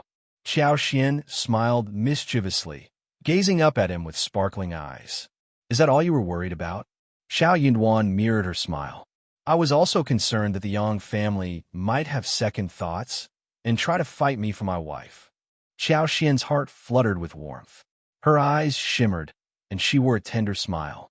No one can take them away from us. The Yang family and the Qiao family have no connection to us. We are strangers to them. In this moment, he decided to confess and make his stance clear. She had never met the Yang family before, and she felt like an outsider. Nobody had asked for her opinion or cared about her feelings. If she were to be involved with the Yang family, it would be grossly unfair to her. Shao Yunduan wasn't oblivious to that fact. Yet, hearing Qiao Xian's words still filled him with joy. You're absolutely right. Let's return home tomorrow, all right? All right, they exchanged smiles. Shao Yunduan couldn't resist holding her close. Just take a rest. The next day, County Magistrate Yang and his mother departed. Their expressions were sour as they left, purposely avoiding eye contact with Qiao Xian and Shao Yunduan, as if the sight of them was repulsive. Madame Tang fumed. The Qiao family is bullying us. I finally understand that their invitation was merely a facade, concealing their malicious intentions. What are they trying to prove? My son is a talented official, while Shao Yunduan is just a provincial champion. There's nothing for them to show off. And to think they were the ones who called off the engagement, yet now they're behaving so despicably. I will find you a far superior family, one that surpasses the Qiao family by 1,000-fold. County Magistrate Yang smiled.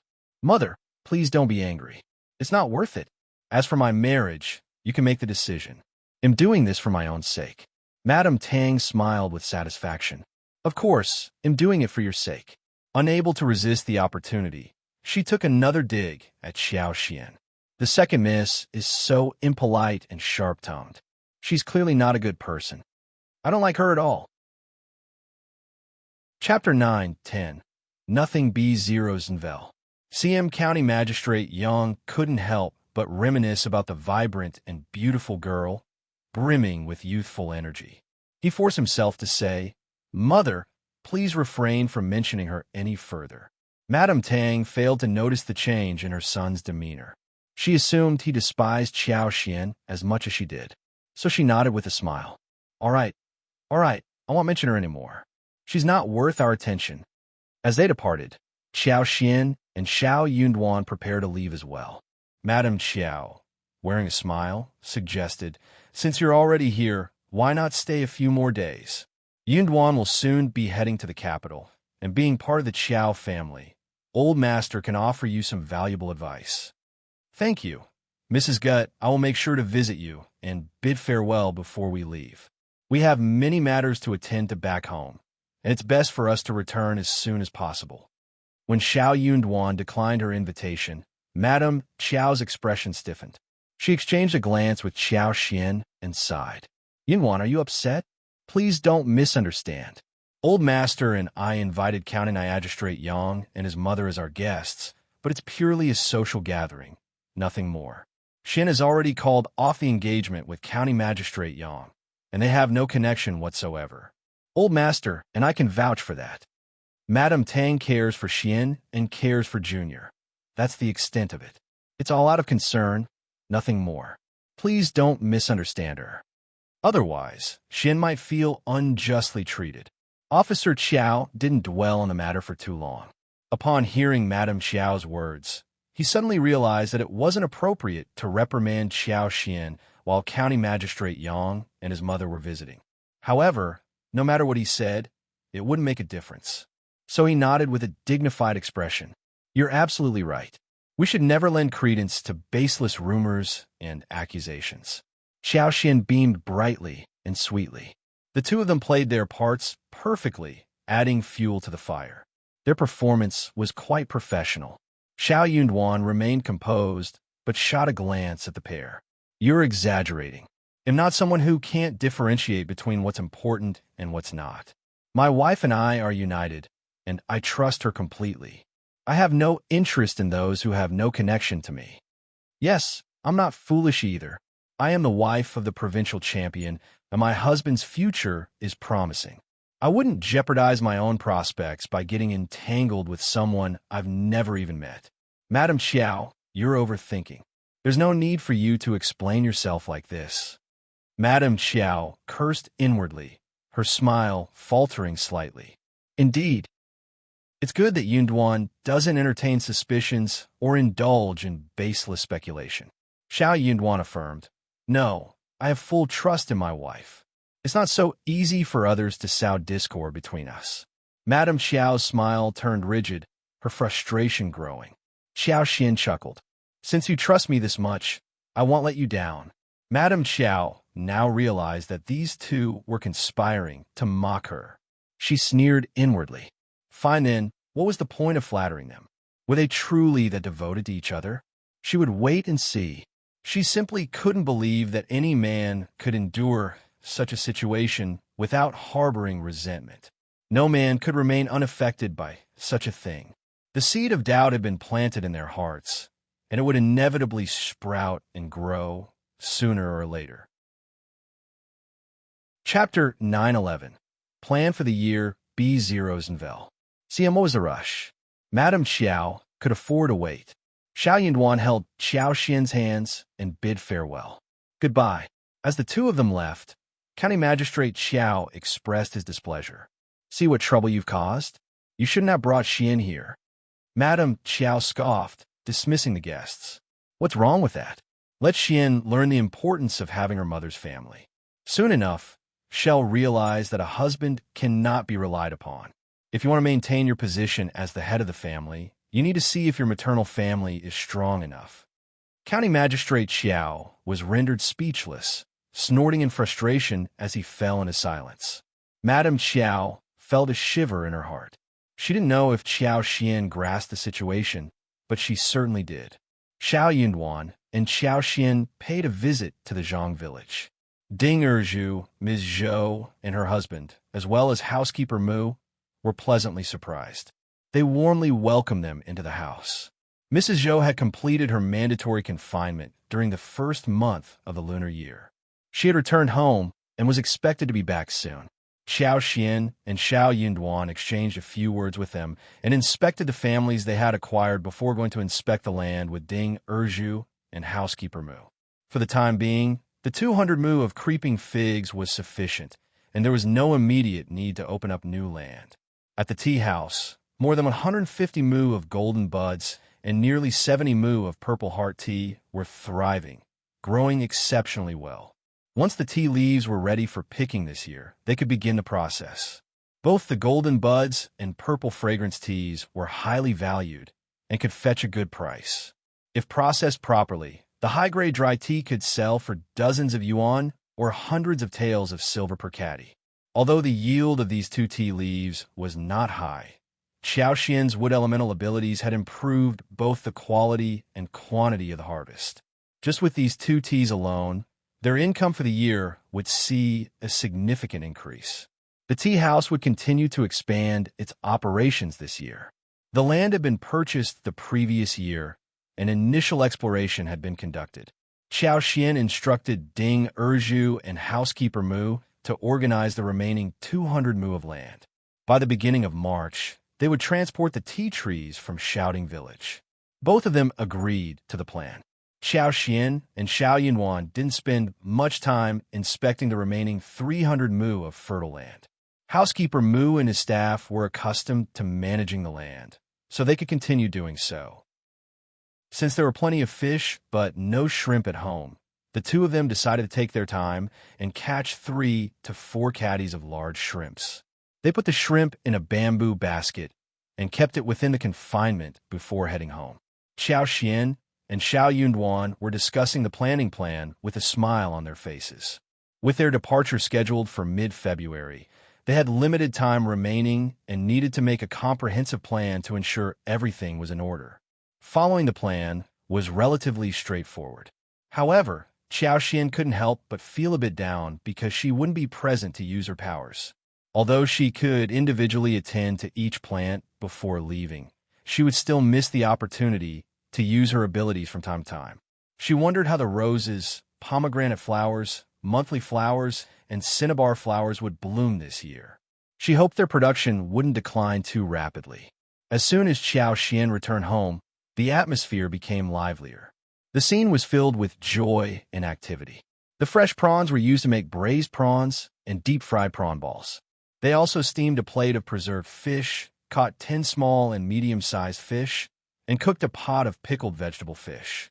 Additionally, they stir-fried winter bamboo shoots and soybean sprouts, creating a balance between the rich flavors of the fish and meat consumed during the Spring Festival and the inclusion of vegetables. Chapter 9:12 Secretly watched B0 CM the following day, the house buzzed with noise and excitement, but Qiao Xian was busy with her tasks. Her main focus was preparing the tea seeds. Though it was still quite cold outside, the bone-chilling air was gradually fading, and the hint of spring was in the air. Qiao Xian didn't have much time to spare, as she had to accompany Shao Yunduan to the capital. However, she could manage the cultivation of the seedlings with the help of her superpower. By the end of February and the beginning of March, Qiao Xian and Shao Yunduan would already have departed from Shouting Village. During that time, Butler Mu and Ding Erju had dispatched their workers to transplant the tea trees. In addition to the tea trees, Qiao Xian planned to plant roses, red and blue flowers, pomegranate flowers, and cinnabar flowers. She traveled to Xian province and sought help from Yuezhing Shao to purchase the seedlings. These flowers were ideal for making lipstick and were required in large quantities. Qiao Xian aimed to expand the field by an additional 200 mu this year. Before she and Shao Yunduan left home, the seedlings could be transported to the village. Qiao Xian would use her wood power to protect the seedlings, and Yang Xiaoni and Tao Dao could be hired to plant them at a steady pace. With a total of 52 beehives, the blooming of the 200 mu of flowers and trees would require a greater amount of beeswax for making lipstick. Therefore, 52 beehives might not be sufficient. As the grass grew and the centaurea bloomed, the need to separate the beehives became apparent.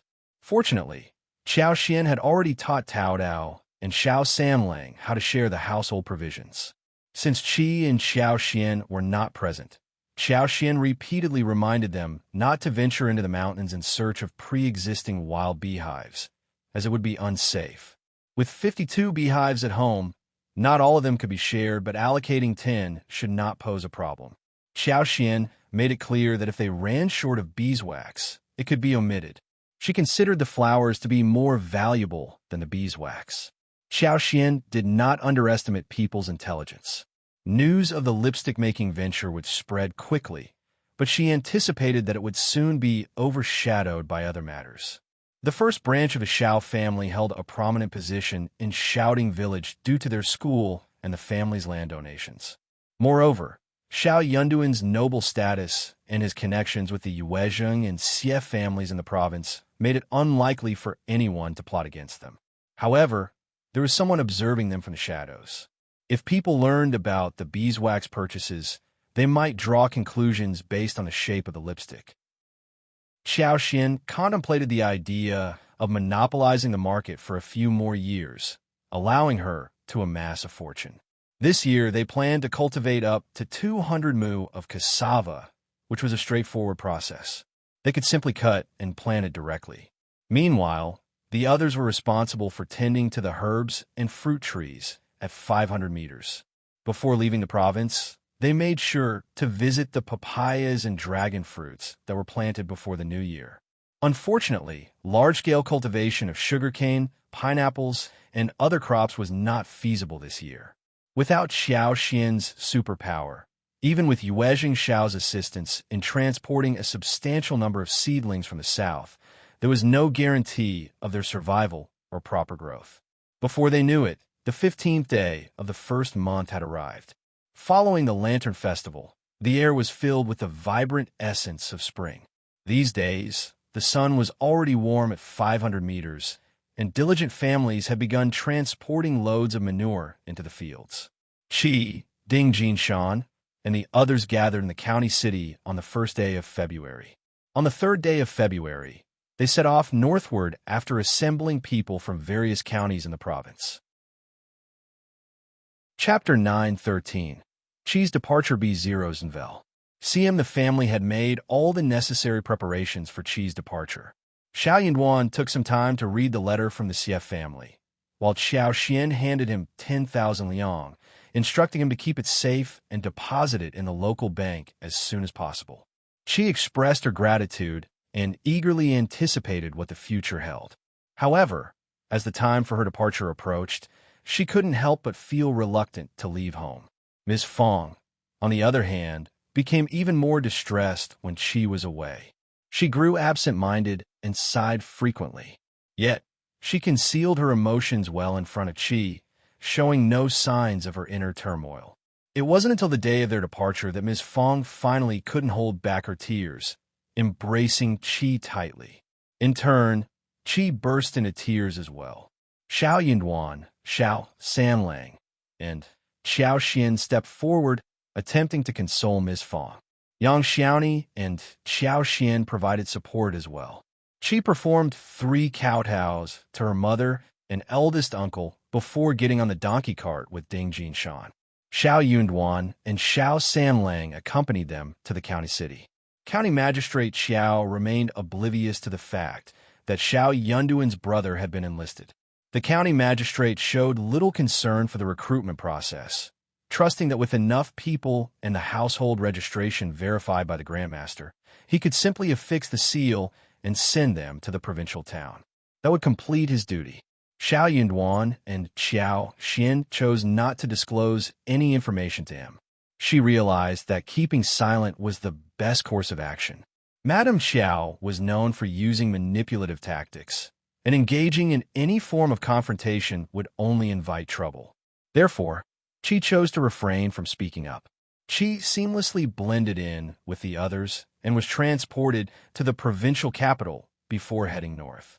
In Qi's absence, the atmosphere at home became notably lackluster. It felt as if a vital presence was missing, leaving a void in the household. They used to venture into the mountains regularly to hunt and gather resources, always filled with enthusiasm and joy. However, with Qi gone, the idea of going into the mountains no longer crossed their minds. Even Xiao Xian, with her extraordinary abilities, couldn't find the motivation without Qi's presence. To worsen matters, Ms. Niu, known for her arrogance, took the opportunity to mock them. She approached Ms. Fong with a strange tone, insinuating, "Oh my, Qi will be gone for years once he's enlisted. Your family used to have an abundance of wild animals, but now they're all gone. If one were you, I wouldn't have allowed Qi to leave home." Ms. Fong grew increasingly irritated by her remarks, eventually driving her out of the house. She firmly retorted, "What does my family's affairs have to do with you? You'll never get a share of any wild animals. They were just ordinary people from the clan. Why did they care?" Ms. Niu stormed off in anger, feeling humiliated by the encounter. Meanwhile, Ms. Yin chose to keep her distance, knowing it was futile to reason with Ms. Niu.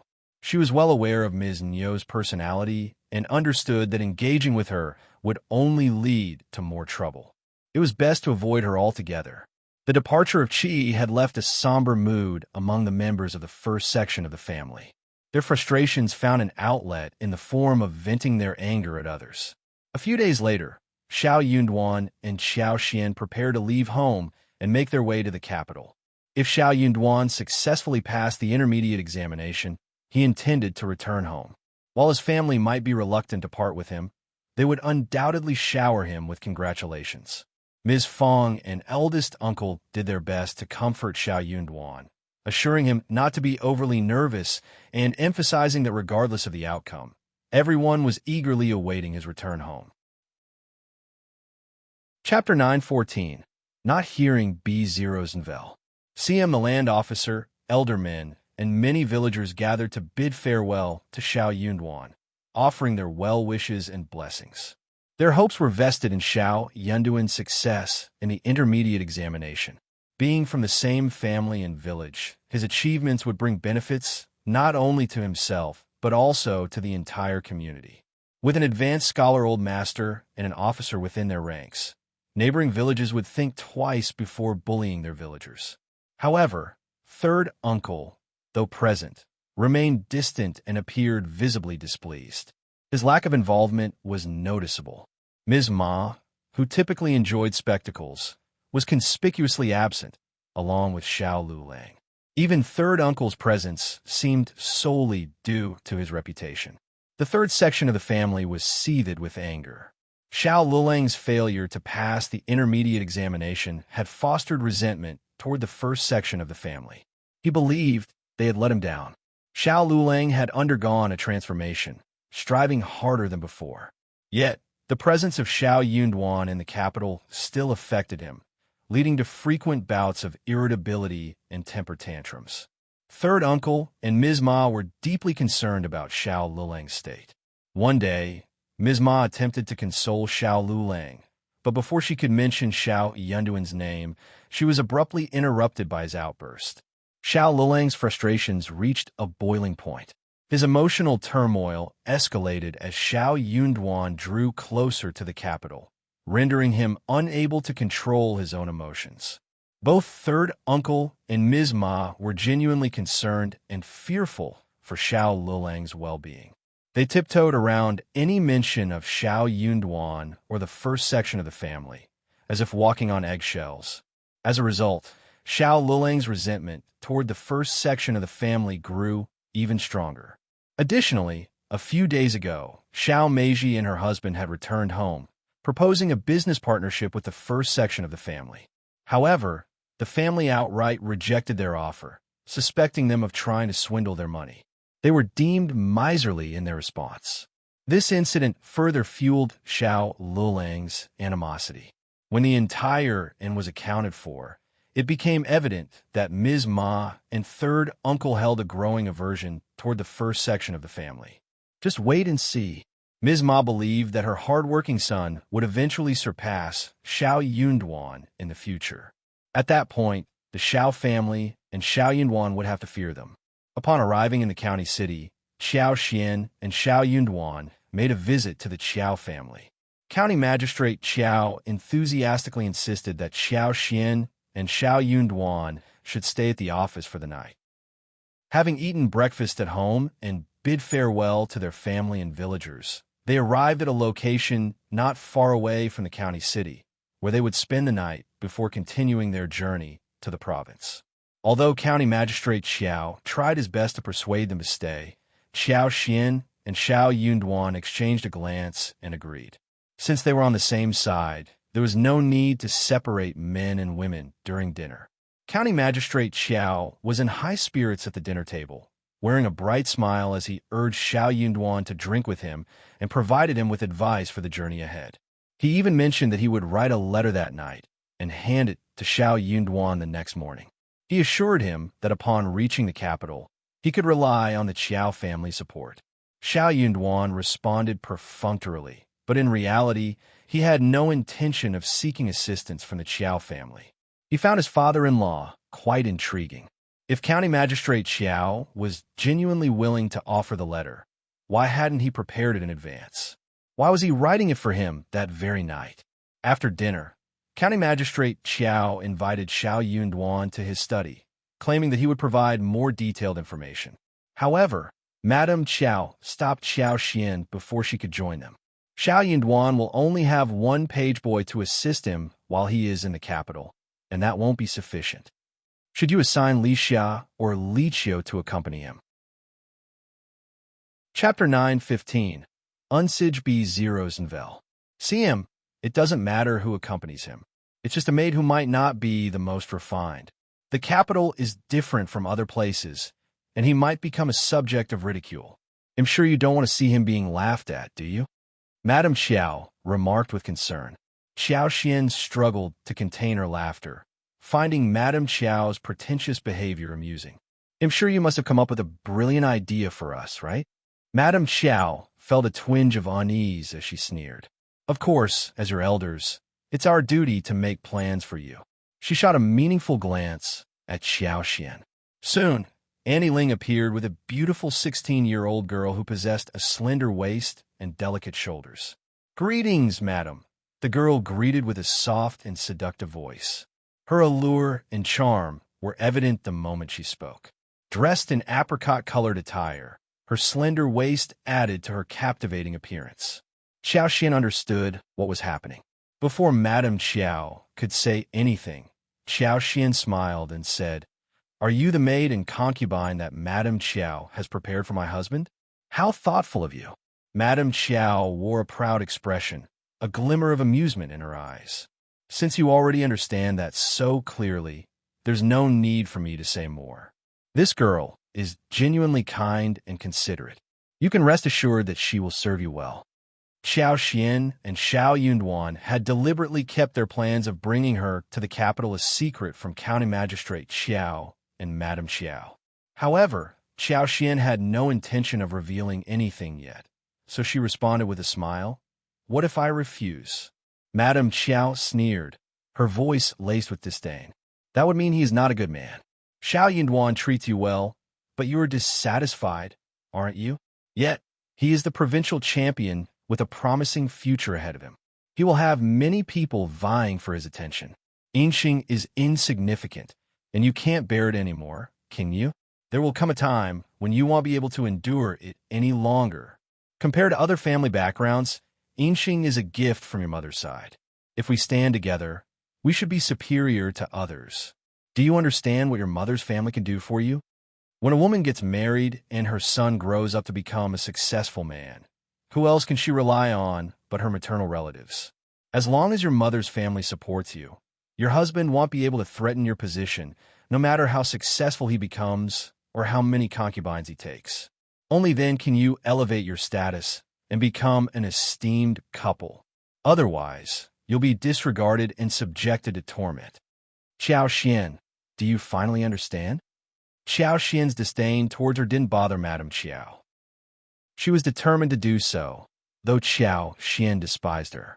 What you've grasped now, Qiao Xian replied with a smile, doesn't change my decision to disregard your suggestions. Don't waste your efforts. Qiao Xian, you are truly foolish. That's my prerogative, you. Fine then, let's see what befalls you when you face ruin. Qiao Xian smiled in response. We'll see soon enough.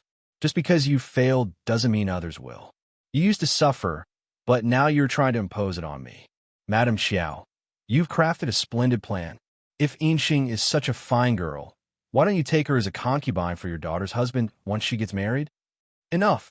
Madame Qiao snapped. Madame Qiao erupted in anger, her gaze fixed on Qiao Xian. How could Qiao Xian be compared to her own daughter? Her daughter shouldn't endure such humiliation. That is not for you to decide. Auntie Ling, bring Yunxing to the study of the old master and ensure she serves second miss. Husband diligently. Chapter 916, Born B0 Vel. Sia Madame Qiao made the order as she was standing in front of her. Okay, Madame Qiao, Auntie Ling responded, her face devoid of emotion. She didn't even spare a glance at Qiao Xian as she led away, the captivating Yunxing, who exuded an irresistible charm. Yunxing observed the heated exchange between Madame Qiao and Qiao Xian, maintaining her composure. She even cast a seductive glance at Qiao Xian, her smile filled with sweetness. Qiao Xian returned her gaze and marveled at Madame Qiao's discerning eye. Where did she discover such a remarkable talent? Yunxing possessed an extraordinary mental fortitude. It seemed as though Yunxing was destined to be this way, born with these qualities. Madame Qiao must have invested significant effort to acquire such a woman. Madame Qiao also felt a deep sense of satisfaction. She pondered the diverse range of skills possessed by second Mrs. Yuezheng, recognizing that ordinary individuals would struggle to secure someone like Yunxing. She firmly believed that a woman like Yunxing could easily bring Davin Shao Yunduan, who had recently received a promotion. Madame Qiao, who had been closely observing Qiao Xian, was taken aback when Auntie Ling whisked Yunxing away. She couldn't help but sneer.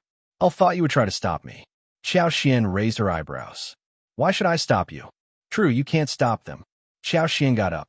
Nothing else. I'm going back to my room to take a break. She had the power to intervene if she wished, but she didn't need to. She might not be able to stop her, but her husband certainly could.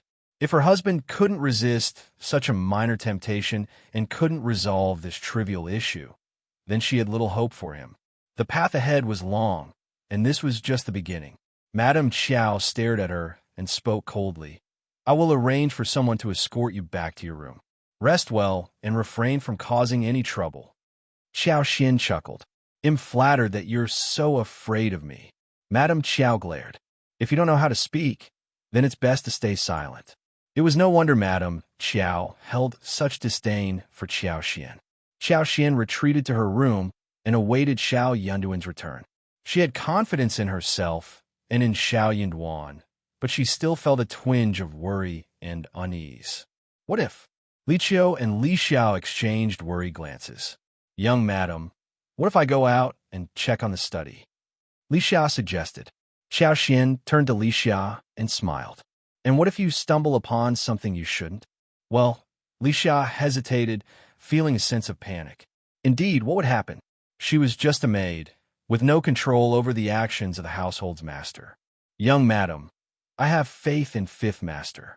He treats you so well. Yunxing is not a good person. Fifth Master will surely ignore her. True.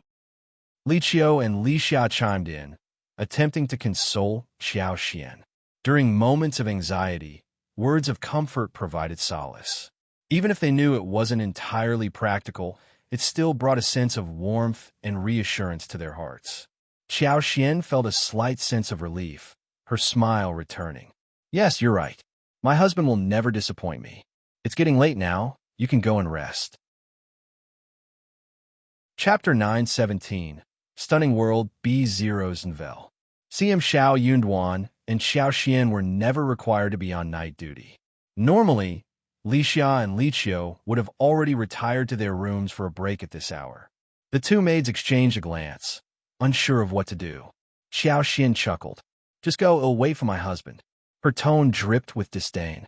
With nothing to discuss or attend to in Xiao Yunduan's absence, what was the point of staying there? Li Xia and Li Qiao smiled and departed. As the night wore on, Xiao Xian sat quietly under the soft glow of the light, eagerly awaiting Xiao Yunduan's return and the future they envisioned together. That was the sight that greeted Xiao Yunduan as he pushed open the door. In the dim, yellow light, there sat a woman radiating grace and tenderness. She turned at the sound of his entrance, an immediate smile gracing her face. Her pale complexion seemed to glow, and her eyes sparkled with brightness. She rose to her feet, her waist slender and her eyes shimmering. Like a peony blossoming under the moon, she exuded elegance. Xiao Yunduan stood awestruck by the scene before him. Darling! Xiao Yunduan's heart melted, and he rushed forward, stumbling slightly. Having consumed a fair amount of alcohol to ensure his father-in-law got drunk, he was now feeling a bit intoxicated. Xiao Xian's spirits lifted upon seeing him finally return. She had not been mistaken about him, but upon closer inspection, this man appeared far from normal, tongue-tied and stumbling. He resembled a man under the influence. Xiao Xian greeted him and assisted him in getting up, immediately detecting the strong scent of alcohol, which she didn't particularly appreciate. Nevertheless, a surge of happiness filled her heart. Guiding him to a seat, she asked, "How much have you had a drink? Are you feeling uncomfortable?" "No, I'm fine," Xiao Yunduan replied, seated on the couch and leaning against her. He smiled and said, "Officer Qiao drank even more." Xiao Xian couldn't help but laugh and sigh simultaneously. "Let's not talk about him. I'll get you some water. Drink some water and let's go to bed. We can talk in the morning." "Okay," Xiao Yunduan mumbled, still relying on Xiao Xian for support. He seemed quite intoxicated. He had been struggling to stay awake, but upon seeing his wife, his vigilance waned, and he gradually succumbed to the effects of the alcohol. Xiao Xian guided him to the bed. "Darling, wake up. Let me help you lie down." Xiao Yunduan nodded drowsily, briefly opened his eyes to glance at Xiao Xian, then lowered his head, allowing her to guide him forward. Once he was lying down, he grasped onto Xiao Xian's hands and muttered, "Darling, I didn't pay any attention to that woman." "I didn't do anything to betray you." Xiao Xian's heart melted, and she couldn't help but break into a bright smile. "Really? That woman is so beautiful. You don't find her appealing?" "Darling, beautiful." He trailed off, closing his eyes, his breathing deep and steady. It was evident he had fallen asleep. Looking at him, Xiao Xian couldn't contain her laughter. She playfully pinched his cheek. It was incredibly easy to pinch. Her heart skipped a beat, and she instinctively glanced around before leaning down and planting a quick kiss on his cheek. Chapter 918 Sleepy Zero's Nouvelle. CM Xiao Xian's heart skipped a beat, her cheeks flushing with warmth. She couldn't help but cover her face with her hands, feeling a mix of embarrassment and delight. How could she have done such a thing? Slowly removing her hands from her face, she found herself stealing another glance at the man beside her. A sweet shyness enveloped her, accompanied by a sense of pride. How could her man be so amazing? Lost in her own thoughts, Xiao Xian pondered for a moment before deciding to fetch some water. Once the intoxicated man had been given half a cup of warm Zuvader, Xiao Xian settled down beside him. With concerns about Xiao Yunduan's potential discomfort from the alcohol and their upcoming journey the following morning, Xiao Xian held his hands and gradually transferred her own superpower into his body, bit by bit. Since her superpower had the ability to detoxify and unblock meridians, perhaps it could help eliminate the effects of the wine. It couldn't hurt to try, after all. Madame Qiao's men had been monitoring Xiao Xian's whereabouts for half the night. Seeing that she hadn't left or caused any trouble, Madame Qiao felt reassured. Qiao Xian held little significance in her own domain. She was merely a sharp-tongued woman. What else could she possibly do? Satisfied with her decision, Madame Qiao drifted into a deep sleep. She instructed 2 elderly women to keep watch over Qiao Xian's residence. However, despite it being mid-February with the sun shining brightly during the day, the nights remained chilly. The wind blew, and Qiao Xian shivered in the brisk air. Given Madame Qiao's confidence and the fact that they were only assigned to keep an eye on Qiao Xian, the 2 elderly women decided not to endure the entire night in the cold winds outside her courtyard. The couple spent some time together before returning to bed. At such a late hour, everyone was fast asleep, and Second Miss had no intention of leaving the house again. Thus, they missed the sight of Shao Yunduan's return home. The backyard of the county office remained peaceful throughout the night. The next morning, Qiao Xian and Shao Yunduan woke up. Shao Yunduan was pleasantly surprised to see Qiao Xian's gentle smile, which made him even happier. He rubbed his forehead, feeling a sense of well-being and vitality. Qiao Xian had worried that she might wake up feeling unwell or dizzy after having too much to drink the previous night. However, she felt perfectly fine, no discomfort at all. He felt both relieved and amazed, realizing that he had underestimated his tolerance for alcohol. It turned out that he could handle his drink quite well. Irrespective of everything, it is getting late, and we must depart soon. Qiao Xian chose not to bring up Yinxing, as her husband had returned home alone, indicating that nothing had transpired. There was no need to mention it. However, Shao Yunduan felt compelled to explain. "Oh, by the way, last, I had no other option but to get Officer Qiao drunk so that Miss Yinxing could stay and take care of him." "What?" "Ah." Qiao Xian was taken aback. She quickly covered her mouth, bursting into laughter and wearing a bright smile. "Darling, you are so clever." "Ha ha." She had misunderstood the situation. She had assumed her husband would refuse the ginkgo, but instead, he declined it and gave it to Officer Qiao. Chapter 919. Hated Be Rosenfeld. CM, when Madame Qiao found out about this, there would undoubtedly be a spectacle to witness. Qiao Xian wondered if Madame Qiao would seek help from her own family to address the situation. It seemed that karma had caught up with them swiftly, and Qiao Xian couldn't help but feel a sense of satisfaction. Observing Qiao Xian's cheerful smile, Shao Yunduan also smiled. "Darling, should we leave the Qiao family as soon as possible?" Qiao Xian paused her laughter and pondered for a moment before shaking her head with a smile. "Let's stay and enjoy the show. I'm eager to see how my birth mother reacts." Shao Yunduan nodded. "All right." He couldn't help but feel repulsed. We can't just let them off the hook. Shao Yunduan was truly at a loss for words. He despised Yinxing, who was casting provocative looks at him. In his eyes, such a woman was nothing more than shameless, lacking self-respect. The sight of them made him feel utterly disgusted. He hadn't liked it when his father-in-law asked Yinxing to drink with him, but he didn't think he had the authority to intervene. However, when his father-in-law instructed Yinxing to serve him, he firmly refused. Yet his father-in-law merely smiled and claimed it was a concubine he was offering him. He persistently insisted on bringing Yinxing to the capital, stating it would be a great honor to do so. It was absolutely repulsive. Despite repeatedly rejecting the proposition, his father-in-law believed he was pretending and continued to insist on bestowing Yinxing upon him. That shameless Yinxing attempted to sit beside him with a flirtatious smile, but he pushed her away, unable to bear it. But she continued to pester him with a shameless smile. Shao Yunduan sneered inwardly. He pretended to spill wine on his clothes and took the opportunity to scold Yinxing, blaming her for not serving her well. He even forced her to leave the table and kneel down to reflect. Yinxing was a talent in this field. She apologized with tears in her eyes and did not defend herself. She knew that she was just a plaything, and it did not matter if she was right or wrong. What mattered was that if her master said that she was wrong, then she was wrong. If she apologized and begged for forgiveness, her mistress would forgive her out of guilt.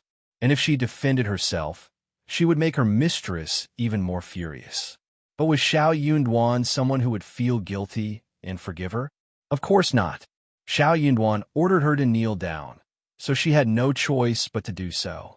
County Magistrate Qiao smiled and told Shao Yunduan not to blame the beauty. She knew that she was wrong, but that did not make Shao Yunduan soften his heart. County Magistrate Qiao said nothing more. He believed that Shao Yunduan was just opening gambit to take someone notch down, establishing an imposing air or advantageous position for oneself. Shao Yunduan tried to get County Magistrate drunk. Shao Yunduan asked Yinxing to get up and help County Magistrate Qiao to lie down. Then he said to Yinxing coldly, "You can choose to become County Magistrate Qiao's concubine. With your abilities, it should not be difficult for you to survive in the Qiao family's backyard. You can also choose to follow me, but I will turn you down. I can turn you down, and even if one can't turn you down, I will ruin your face and feed you a bowl of soup that determines your pregnancy whatsoever. Think about it." Yinxing felt as if she had fallen into an ice cellar. She felt cold all over. Her charming face turned pale. She had thought that with her looks, figure, and skills, Shao Yunduan could be taken down easily. Chapter 920. Absurd B0's Unwilling. CM, but as Yinxing gazed into Shao Yunduan's cold and emotionless eyes and felt the lingering ache in her legs from kneeling for over half an hour, she couldn't doubt the sincerity in his words. Every word he spoke was true. He truly had no interest in her. Yinxing felt a mix of fear and disbelief swirling within her. Despite knowing it was inappropriate, she couldn't resist asking Shao Yunduan, "Fifth Master, what is wrong with me? Why?" Yinxing boldly posed this question, her charm and pitiful demeanor on full display. Shao Yunduan remained unmoved, his tone icy as he replied, "There is nothing appealing about you." Did she think that every man in the world would be captivated by her? How absurd! In his eyes, she was nothing more than an alluring yet hollow woman. Even if a man claimed to like her, he would ultimately treat her as a mere plaything. Shao Yunduan didn't even bother to compare her to his wife, for she wasn't worthy of being mentioned in the same breath. Yinxing felt a surge of displeasure, but she refrained from asking any further. She knew there was nothing to gain from pressing him. This man wasn't lying about his dislike for her. For the first time, Yinxing felt a deep sense of shame when facing a man. She clenched her teeth and shifted her attention to County Magistrate Qiao, who lay unconscious on the couch. That was her only option. If she couldn't become County Magistrate's woman tonight, Madame Qiao would ensure she had no chance at all. Madame Qiao would seek to destroy her. County Magistrate Qiao, although a minor official and advancing in age, at least offered some prospect of being a part of the family. Yinxing, young and beautiful, would always have a place by his side. It was better than having no future and remaining in ignorance. Shao Yunduan observed Yinxing's gaze as she turned to County Magistrate Qiao, and he remained indifferent. Unable to resist, Yinxing asked, "Fifth Master, do you look down on me?" She maintained her pitiful demeanor, appearing even weaker and sadder than before, eliciting sympathy from men. Yinxing had a calculated plan. If Shao Yunduan couldn't help but soften his heart, she would notice and throw herself into his arms, weeping and pleading for comfort. The outcome would then be entirely different. However, Shao Yunduan merely cast a peculiar look at her and responded, "Why should I look down on you?" Yinxing found herself at a loss for words. She understood Shao Yunduan's implication. "Who are you to me? What significance do you hold in my life? Your actions are your own concern. Why should I look down on you?" Bitterness filled Yinxing's smile, stirring a whirlwind of emotions within her. It didn't feel pleasant. She had assumed that all men were alike, but that assumption was proven wrong. Chapter 921. Get Out B0's Unwilling. See him at that moment. A surge of jealousy washed over Yinxing. She couldn't help but feel envious of Qiao Xian's fortunate circumstances. Soon after, Shao Yunduan departed. He had no curiosity about what transpired in the room after he left. All he knew was that he needed to return to his wife promptly. The alcohol he consumed weighed heavily on him, causing a slight dizziness he could no longer tolerate. After Qiao Xian and Shao Yunduan finished freshening up, they went to bid farewell to Madame Qiao. County Magistrate Qiao remained asleep in the study. Madame Qiao was pleased to learn they had come to say their goodbyes, but when they stood before her, as if nothing had happened, she furrowed her brow. "Where is Yinxing?" "Xian, now that Yinxing has become Yunduan's woman, you should treat her well and fulfill your duties as a proper wife." "Madame Qiao, please refrain from making baseless assumptions." Qiao Xian smiled. "Yinxing may have become my father's new concubine." "Madame Qiao, you can send someone to the study to confirm. As a proper wife, I assure you one will treat concubine Yinxing with kindness." "What do you mean?" Madame Qiao's heart sank as she glared at the couple. Shao Yunduan spoke up. "Elle drank excessively last night, so I retired to my room. Yinxing is tending to my father-in-law in the study." Madame Qiao remained speechless. A chill ran down Madame Qiao's spine. "Fine, fine. How dare you?" Qiao Xian responded calmly. "If my father fancies her, let him keep her. It's pleasant to have a beautiful concubine by his side, providing comfort and delight. You needn't worry about my husband. I will keep him company in the capital." "Madame Qiao, just leave." Madame Qiao stormed out in anger, paying no attention to Qiao Xian and Shao Yunduan as she made her way straight to Officer Qiao's study. Qiao Xian and Shao Yunduan exchanged glances and chuckled. Qiao Xian spoke. "Seems like nobody has the time to entertain us. Let's go." Agreed. The two of them departed from the county office's backyard, leaving the scattered chicken feathers behind. County Magistrate Qiao basked in satisfaction after the night's events. He felt rejuvenated, as if he had shed a decade's worth of burden in a single night.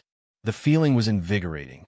County Magistrate Qiao woke up at dawn and immediately understood the reason for his elevated spirits. He had held his alcohol well and hadn't passed out the previous day. Madame Qiao stormed to the door, her anger palpable, nearly startling County Magistrate Qiao. It was about to become quite lively. Madame Qiao's fury reached its peak, leading to a heated argument with County Magistrate Qiao and a desperate attempt to harm Yinxing. Initially, County Magistrate had harbored a hint of guilt, but Madame Qiao's words kindled an intense rage within him. While he respected Madame Qiao as the matriarch, it didn't grant her free rein to act as she pleased. Chapter 922 Unwilling B. Zerosenvel. CM County Magistrate Qiao, frustrated with the situation, snapped at Madame Qiao instead. Madame Qiao found herself powerless against Yinxing, who enjoyed the protection of her husband. Yinxing knew that her sole supporter was County Magistrate Qiao. After what she had done to Madame Qiao, she suspected that Madame Qiao wanted her dead.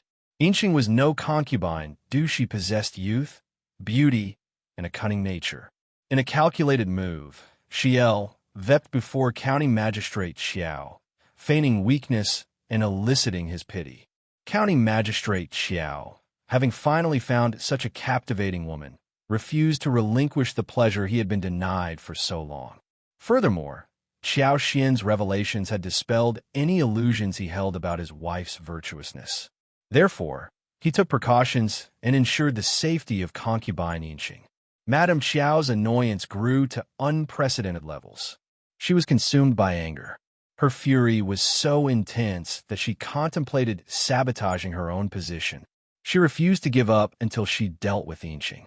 However, time and again, she failed in her endeavors.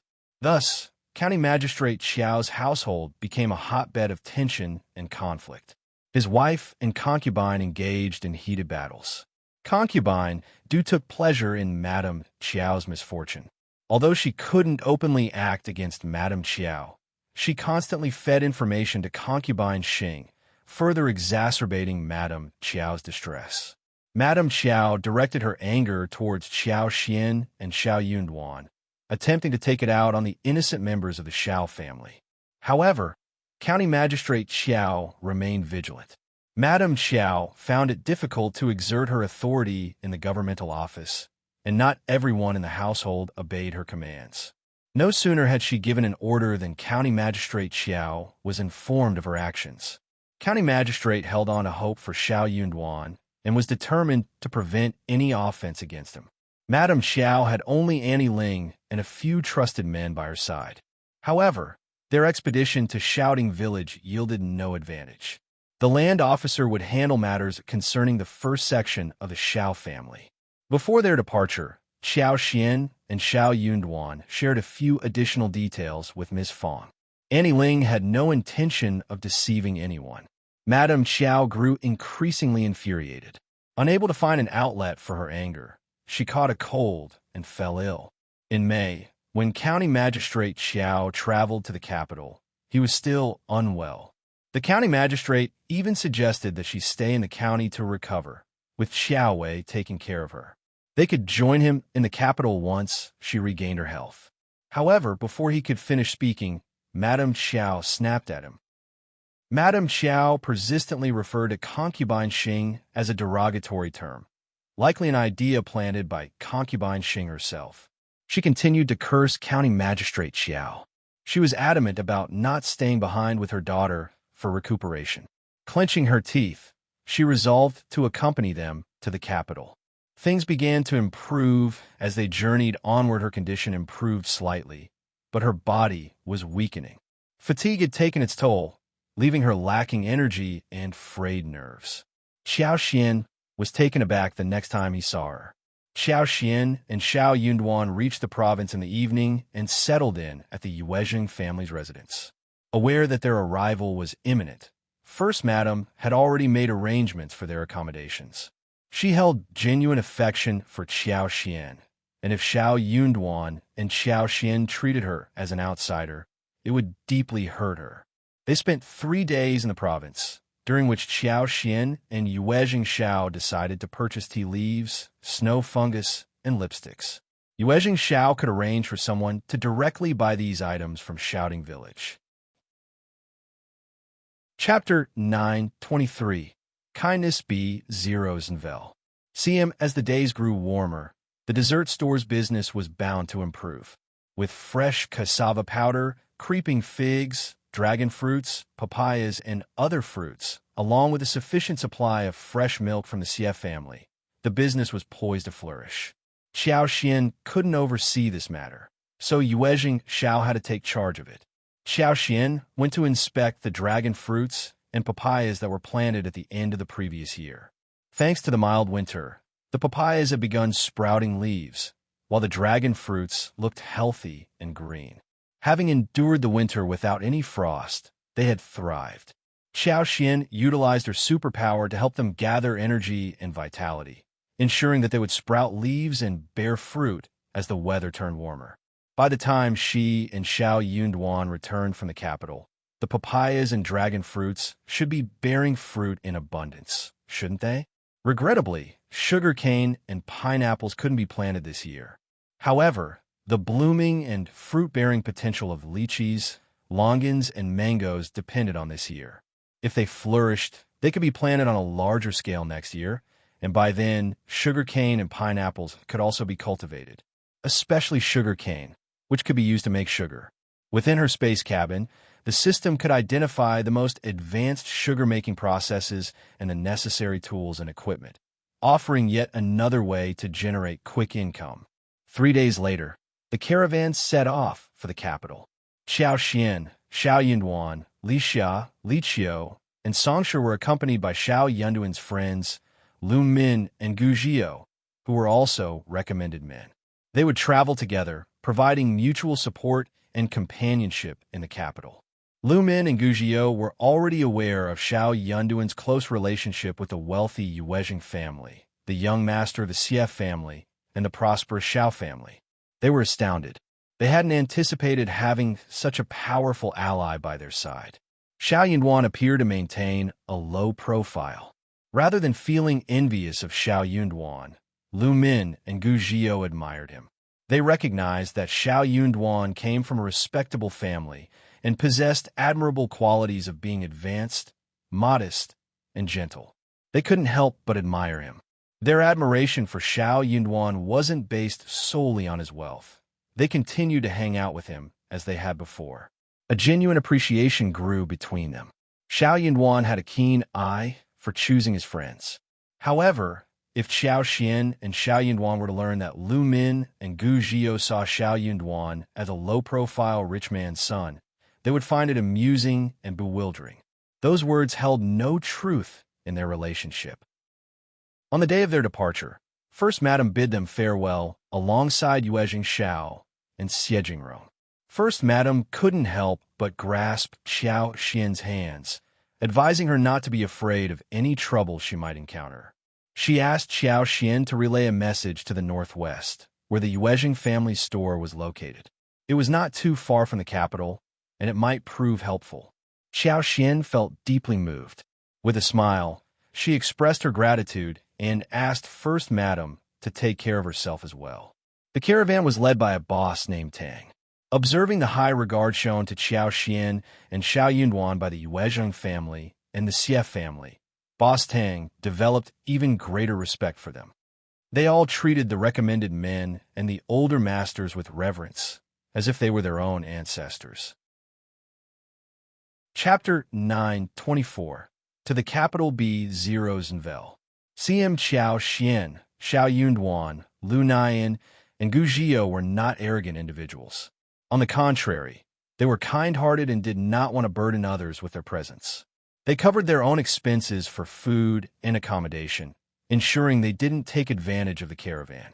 Instead, they would stop for a day and a half upon reaching large towns, purchasing local specialties like candied fruits, fried goods, pastries, roasted chicken, and braised meat to treat everyone.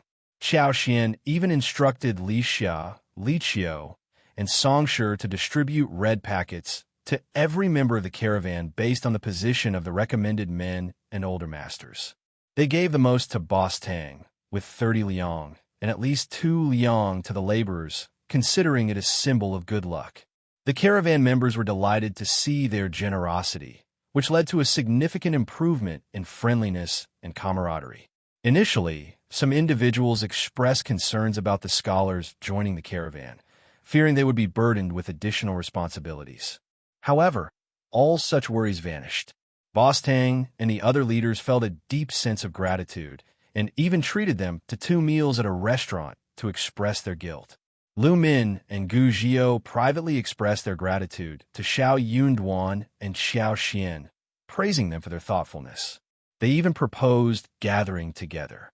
Without the support and consideration of Yunduan and Qiao, they wouldn't have been able to enjoy such freedom during the journey. The trip was remarkably relaxing. Merchants differed from businessmen. Merchants could simply wait in their shops for customers to arrive, while businessmen had to travel long distances and sleep under the open sky. Each journey was challenging, so they made efforts to carry as many goods as possible. Consequently, they didn't travel at a fast pace. Fortunately, the caravan was well established, and they had predetermined places to eat and rest along their route. Yunduan estimated that they would reach the state of Zheng by early March. At that point, their journey with the caravan would come to an end. From the northern part of the state of Zheng, the official road was wide and smooth, without any remote areas to traverse. They could hire a few individuals from the State Zheng Wagon Company to accompany them for the final stretch, reaching the capital in just 3 or 4 days. The spring examination was scheduled for late April, allowing them ample time for adjustments. Their success in the spring examination did not hinge on their current pace. They were already well prepared. During their leisurely journey, they could engage in reading, discuss various articles, and work on their drafts within the confines of the wagon. Everyone remained calm, engaging in conversations and laughter without any sense of urgency. Qiao eagerly anticipated the trip. It was her first time embarking on such a long journey, and she didn't feel the need to rush.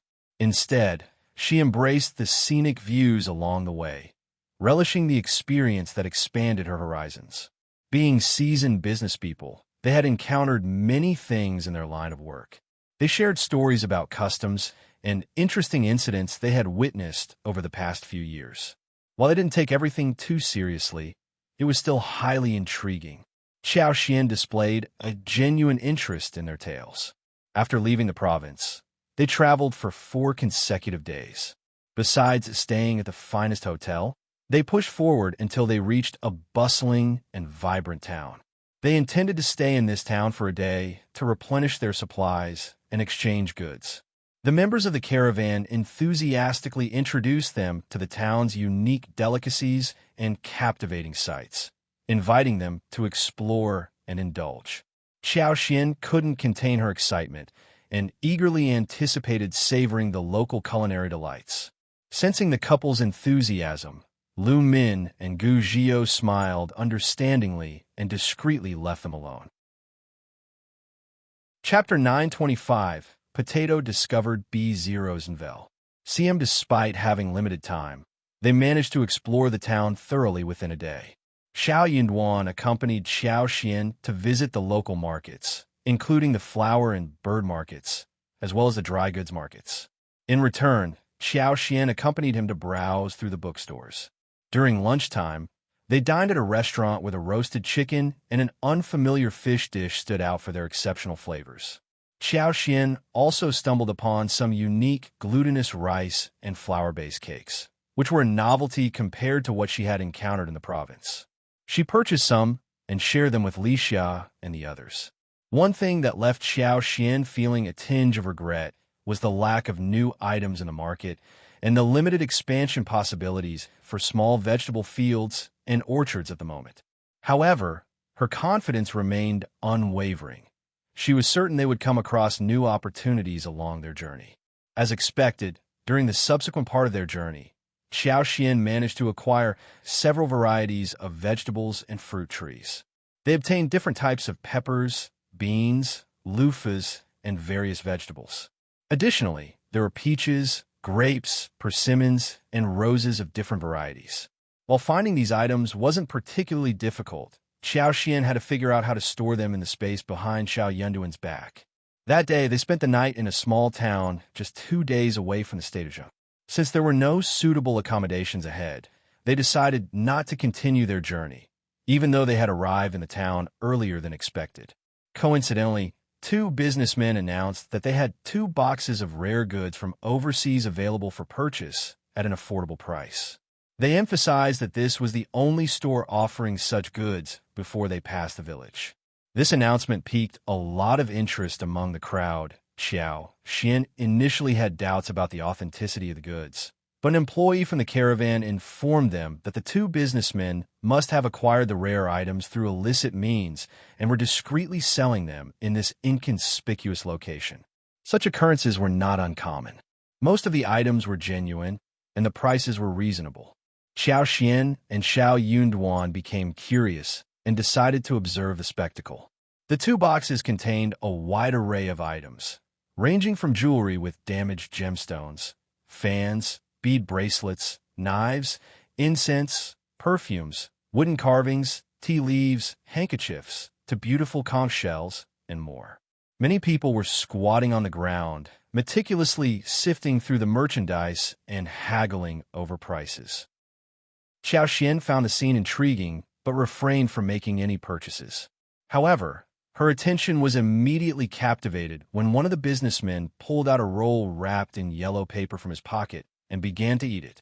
Qiao Xian couldn't take her eyes off the sight. To her astonishment, the rolls were filled with meat and vegetables, including shredded potatoes.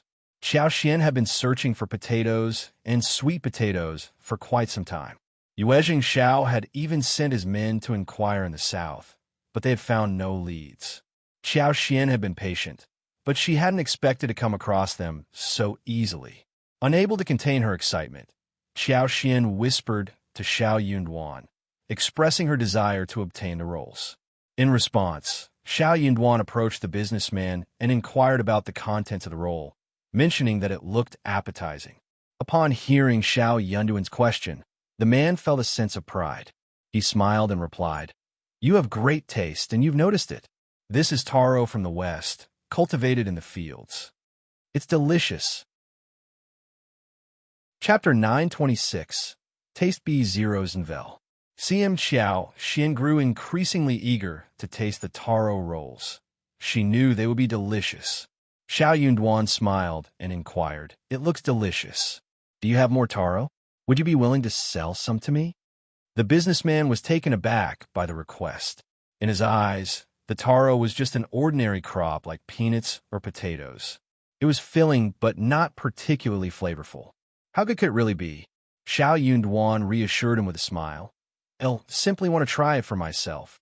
Understanding the situation, the businessman realized that this man must have observed his own enjoyment of the food and now wanted to experience it for himself. It wouldn't fetch much money, but he could sell a few rolls at least. He was growing tired of it anyway. The businessman responded with a genuine smile. "All right, we have a few more rolls at the hostel. If you'd like to try them, I can sell them to you later, but I'll sell them out soon." Shao Yunduan nodded appreciatively and asked for the location of the businessman's residence, stating that he would visit him later. Together, Shao Yunduan and Xiao Xian left, with Xiao Xian obediently refraining from displaying her eagerness to obtain the taro rolls.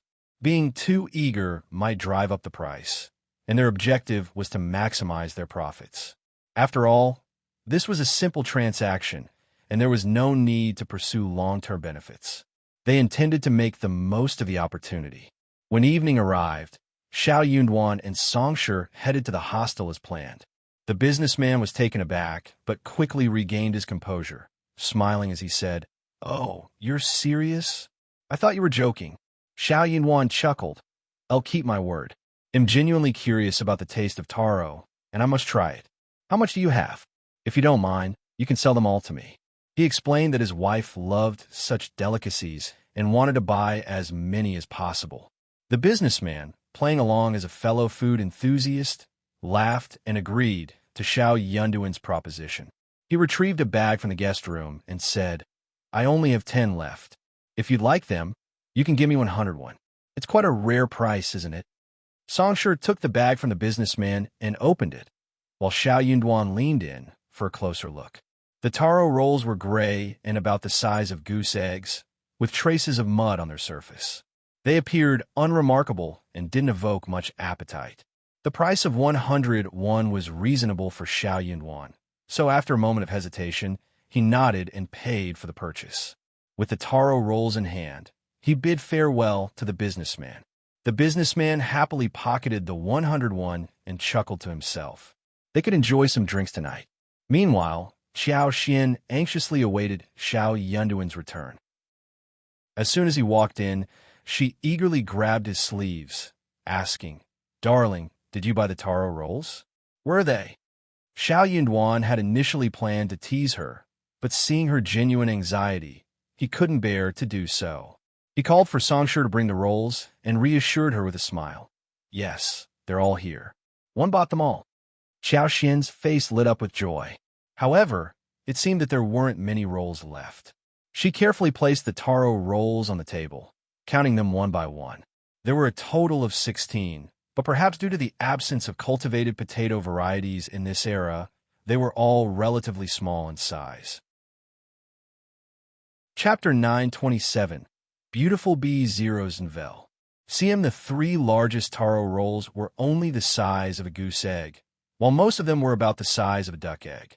2 were even smaller, only the size of small eggs. But for Xiao Xian, even if there was only one potato the size of an egg, she could multiply it to cover 2 mu of land within 2 years. Potatoes could be divided into several pieces for planting, as long as each piece had a bud.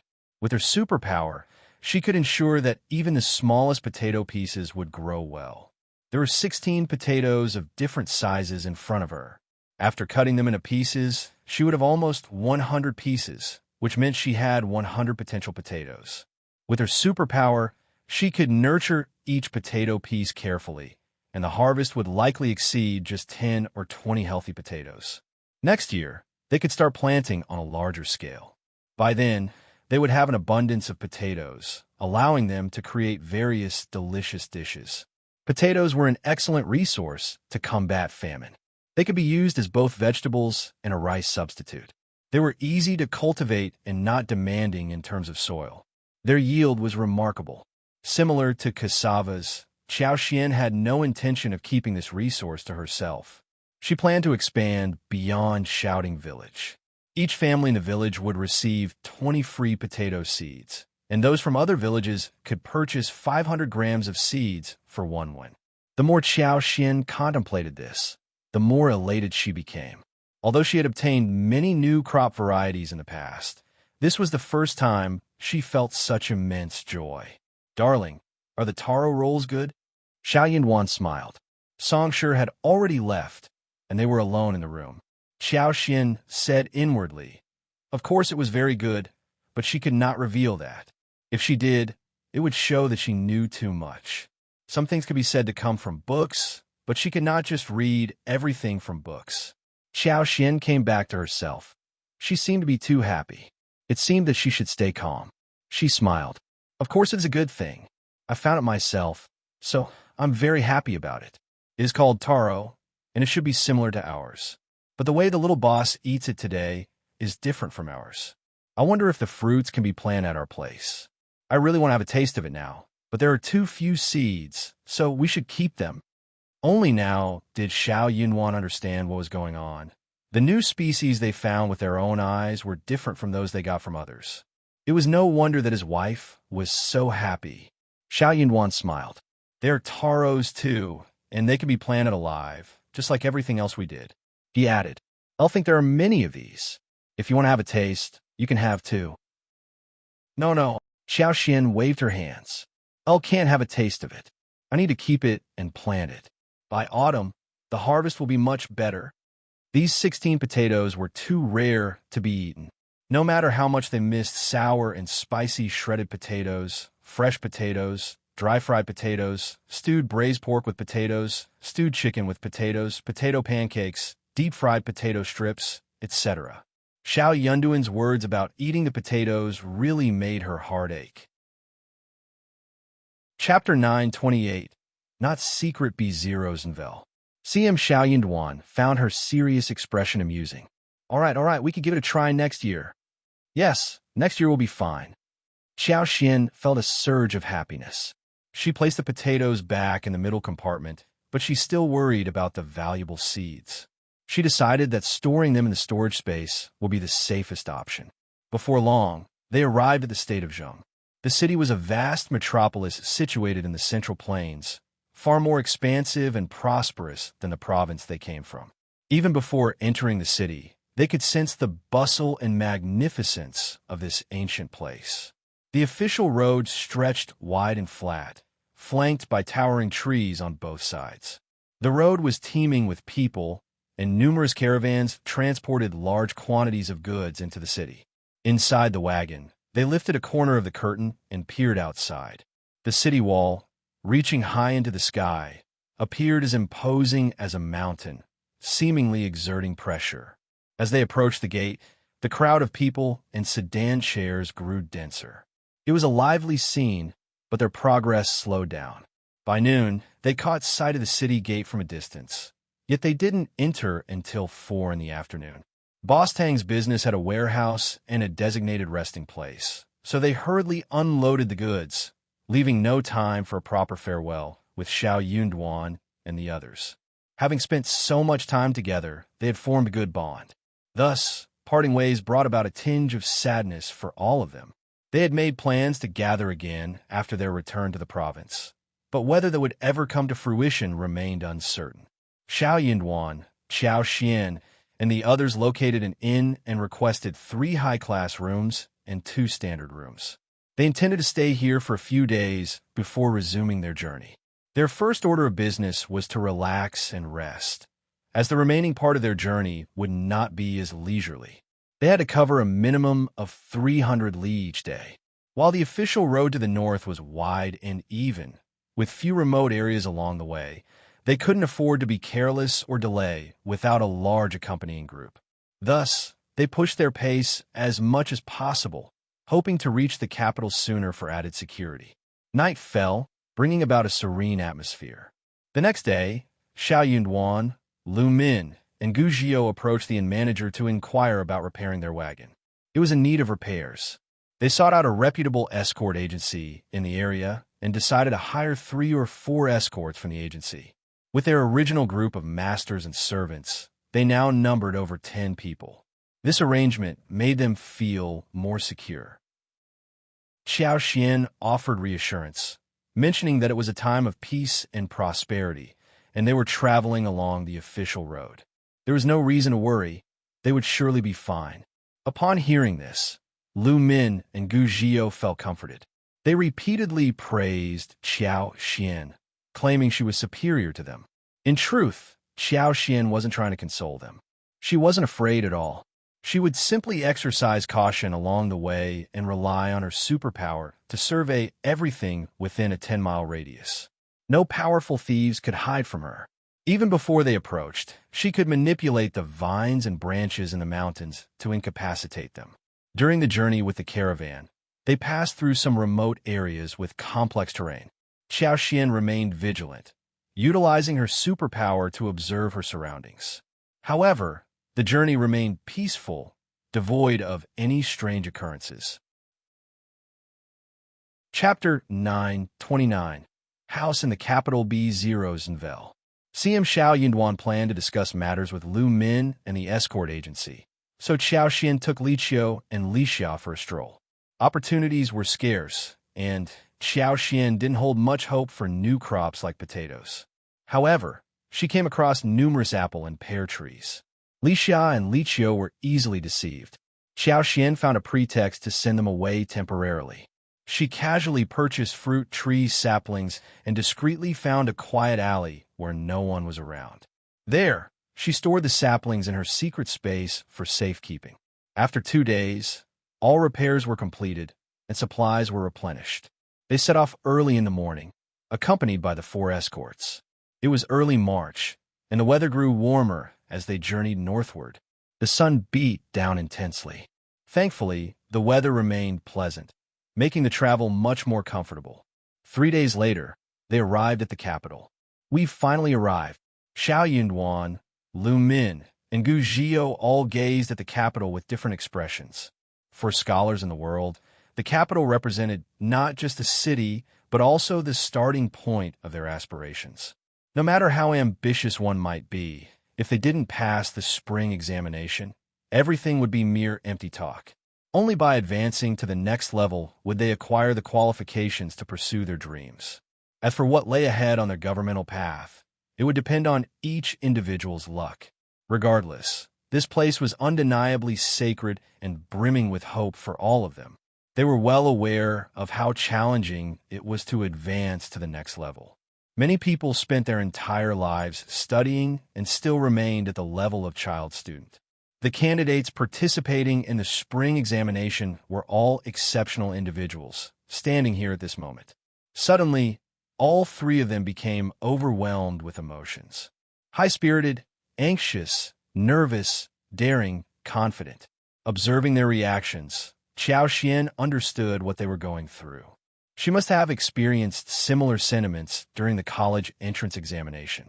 The 3 of them sighed deeply and entered the town together. Upon reaching the capital, they checked into a hostel. The mission of the 4 bodyguards had come to an end. They bid farewell to them after receiving their payment and departed from the hostel, making their way home. Night fell, enveloping the city in tranquility. The following day, the 4 of them gathered at a restaurant for a small celebration. "Let's toast to our smooth journey, and may the spring examination go just as smoothly." Yes, yes. Hey, race to a successful spring examination. Cheers. The sanctity and opulence of the city of Son of Heaven filled them with a sense of freshness and excitement. Having the opportunity to visit this place in their lifetime was a worthwhile experience. They were all in high spirits and didn't dwell too much on the upcoming spring examination. They chatted about their daily lives and shared their future plans. Shao Yunduan and Qiao had discussed their plans the previous night, deciding to purchase a small house in the intermediate area. Staying at the hostel would pose inconveniences and potentially cause trouble for the Qiao family. It could also negatively impact their performance in the spring examination. Upon hearing their plan to buy a house in the capital, Lu Min and Gu Zhio gasped in awe and expressed their admiration. "We should have known. You're incredibly generous," Purchasing a house in the capital was a feat not achievable by ordinary individuals. A small house of the same size would cost at least 10 times more in the capital compared to the province. Chapter 9:30. Prepared B0's Nvel. C0M, the thought of such a venture seemed unimaginable to them. Many low-ranking officers would spend their entire lives renting a house in the capital. Shao Yunduan smiled and addressed Lu Min and Gu Qiao. Brother Lu, Brother Gu, are you planning to move to a different hostel? We'll get in touch with you once we've settled. Although their current hostel was not cheap, it fell within an acceptable range for the couple. Staying in a hostel would provide them with better access to information and resources, which was crucial for them, considering their limited knowledge about the capital. Lu Min and Gu Qiao assured them that they would not be moving out. This way, they could maintain contact with one another. The following day, Qiao Xian and Shao Yunduan set out to find a suitable house. With nearly 280,000 liang in her possession, Qiao Xian felt confident in their search. Finding a suitable house proved to be not too difficult. Moreover, they were not overly particular. As long as the house was of intermediate size and had a good environment, sturdy structure, and cleanliness, they could move in after a simple cleaning. They visited 3 properties on the same day and settled on purchasing a courtyard house in the intermediate section of an alley near the southern moat. The brick wall surrounding the property stood over 2 meters tall. Upon pushing open the door, they were greeted by a square courtyard. The patio was neither too large nor too small, and there was a small open space at the back with a few planted trees. Sunlight flooded the courtyard, making every room bright and airy. Most importantly, the house was clean and well-maintained. With a little dusting and the addition of some furniture purchased from an old goods market a couple of streets away, they could move in. Each household in the alley appeared tidy and well-kept, inhabited by respectable families. Not far to the north of the alley lay Longtan Lake, which boasted a large and irregular shape. The lakeside was adorned with flourishing grass and trees, with reeds and lotus flowers dotting the shallow water. On pleasant weather days, it was a popular spot for boat tours, boasting picturesque scenery. Qiao Xian was particularly fond of this location. Despite being the most expensive option among the 3, they decided to make the purchase. They spent a total of 5,000 liang on the property. In the province, that amount of money would be sufficient to buy an area of approximately 7 or 8 mu. Qiao Xian hired a land agent to assist with the cleaning, using some additional funds for the task. The following day, they furnished the main room, east and west wing rooms, and the kitchen, moving into their new home by the afternoon. The kitchen was equipped with pots, pans, oil, salt, sauces, vinegar, and a cart of firewood. Tables, chairs, beds, cabinets, and other furniture items were added to the rooms, along with curtains, draperies, cushions, and bedrolls. The remaining furnishings could be added gradually over time. During this era, all furniture was original and environmentally friendly. There was no need to wait for the house to air out. They could settle in without worry. Now, Qiao Xian and Shao Yunduan had a home of their own in the capital's intermediate section.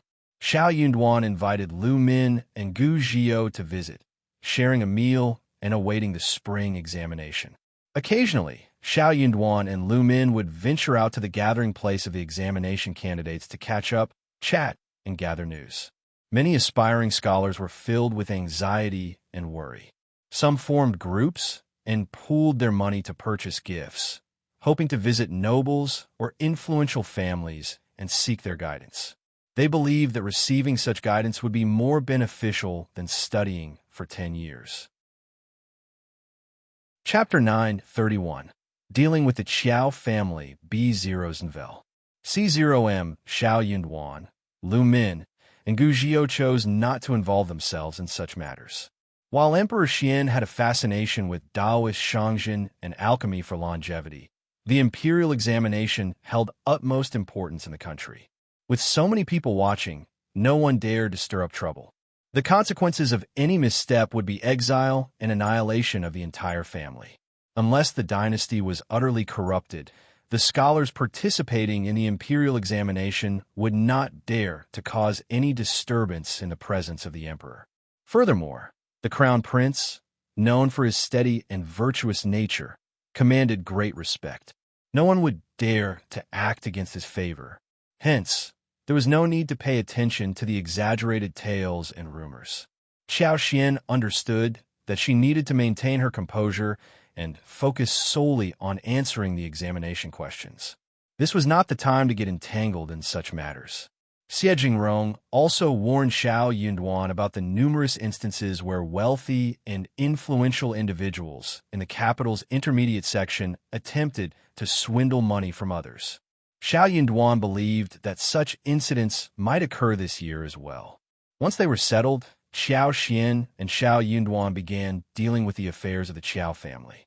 Deep down, Qiao Xian did not consider herself a true member of the Qiao family, nor did she desire any association with them. However, due to her wretched father and the ties of blood, it was not easy to sever the connection completely. Thus, she had to address these matters. If Shao Yunduan were to succeed in becoming an advanced scholar, the Qiao family might not release them so easily. It was crucial to resolve these issues as soon as possible to avoid potential problems in the future. Realizing that their own reputation and career would be tarnished if they allowed the Qiao family to persistently trouble them, Shao Yunduan and Qiao Xian decided to take action. They initiated inquiries about the Qiao family and their current situation. Unfortunately, Qiao Xian's father had initially planned to provide Shao Yunduan with a letter of introduction, but due to the unfortunate circumstances surrounding his betrayal and indifference, the letter was lost. They were uncertain about the specific location of the Qiao family's residence in the capital, but they sought assistance from Xie Jingrong, who was able to provide them with the necessary information. Thus, they kept a watchful eye on the Qiao family, particularly focusing on Qiao Hongxi. Qiao Hongxi was Madame Qiao's legitimate son and Qiao Xian's brother. According to the information obtained from Xie Jingrong, Qiao Hongxi was described as proud, conceited, with a false sense of superiority due to his limited knowledge, and possessed a narrow-minded, stingy, and jealous nature. He was merely an advanced scholar who had not achieved remarkable academic achievements. Although Qiao Hongxi's father had been an earl, he lost his title when it came to his children and grandchildren. However, the imperial court still maintained a friendly relationship with him, granting him the title of advanced scholar. Unbeknownst to Qiao Hongxi, his inflated self-perception led him to believe he was exceptionally talented.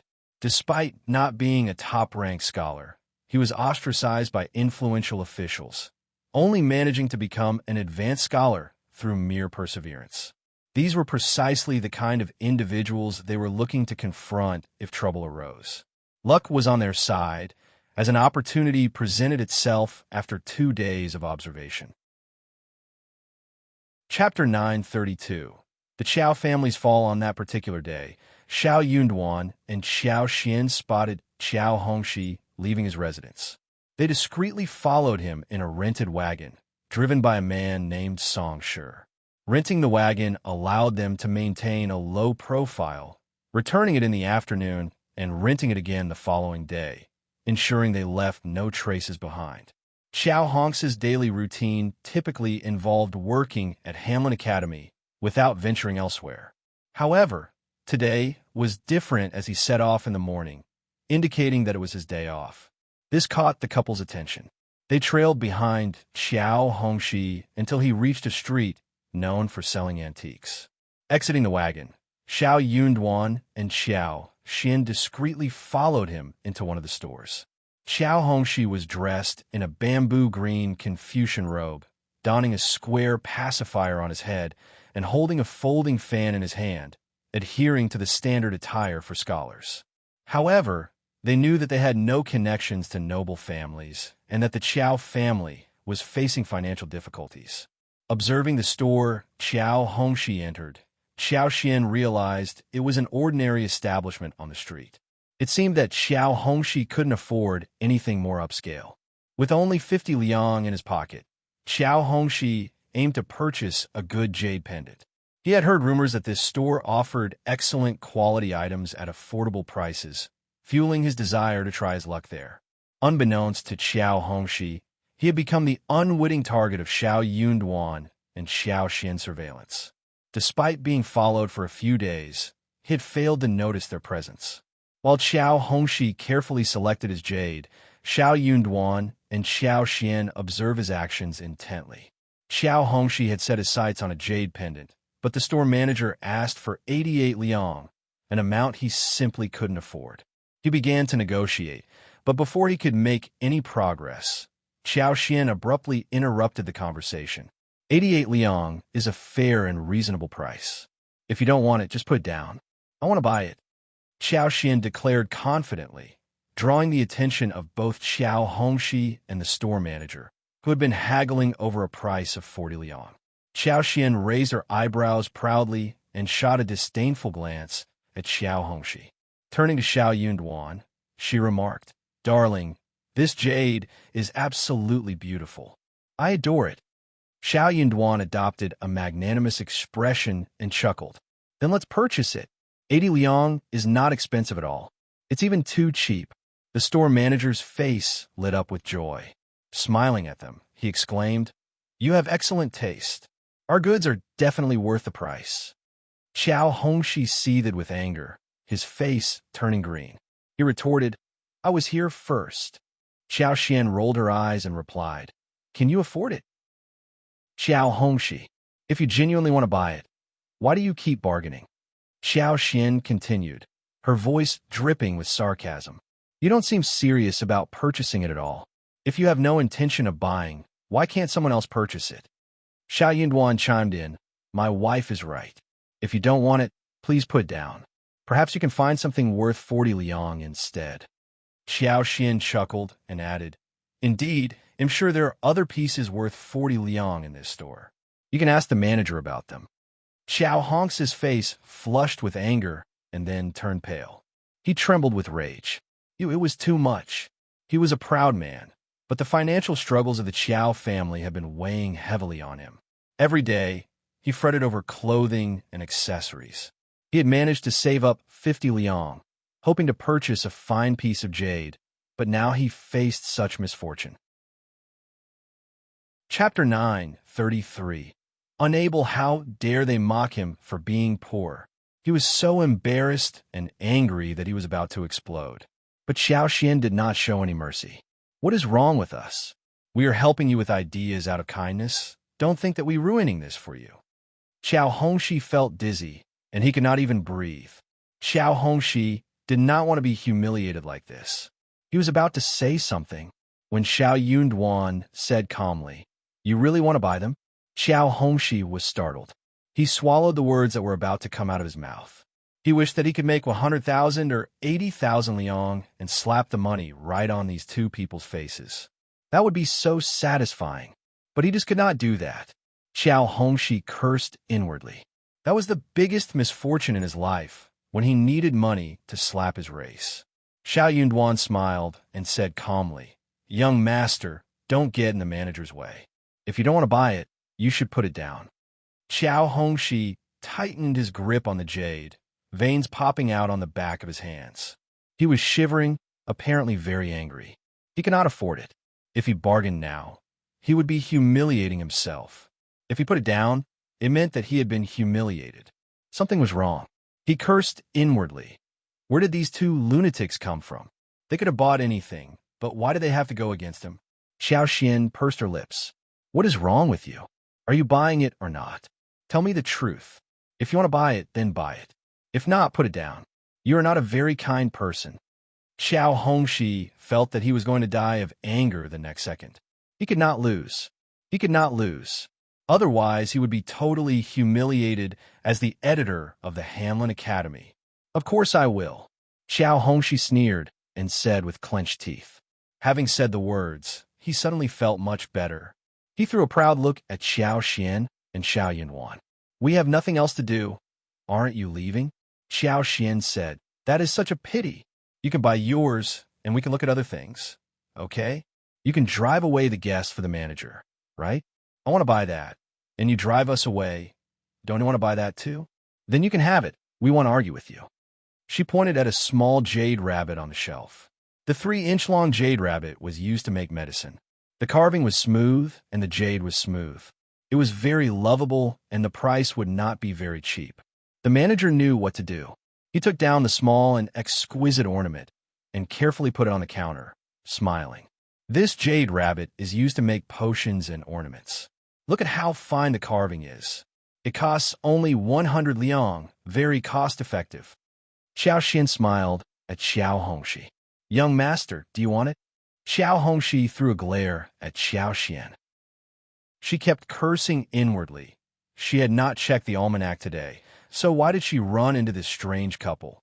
He could not wait to drive them away because he did not want to be humiliated in front of them, but they were so difficult to deal with. Xiao Hongxi wanted to be generous, but that was not going to happen. He did not dare to pretend to be very rich anymore. Instead, he snorted and ignored Xiao Xian's words. He gritted his teeth, so be it. He took out the 50 liang from his pocket. I don't have enough money today.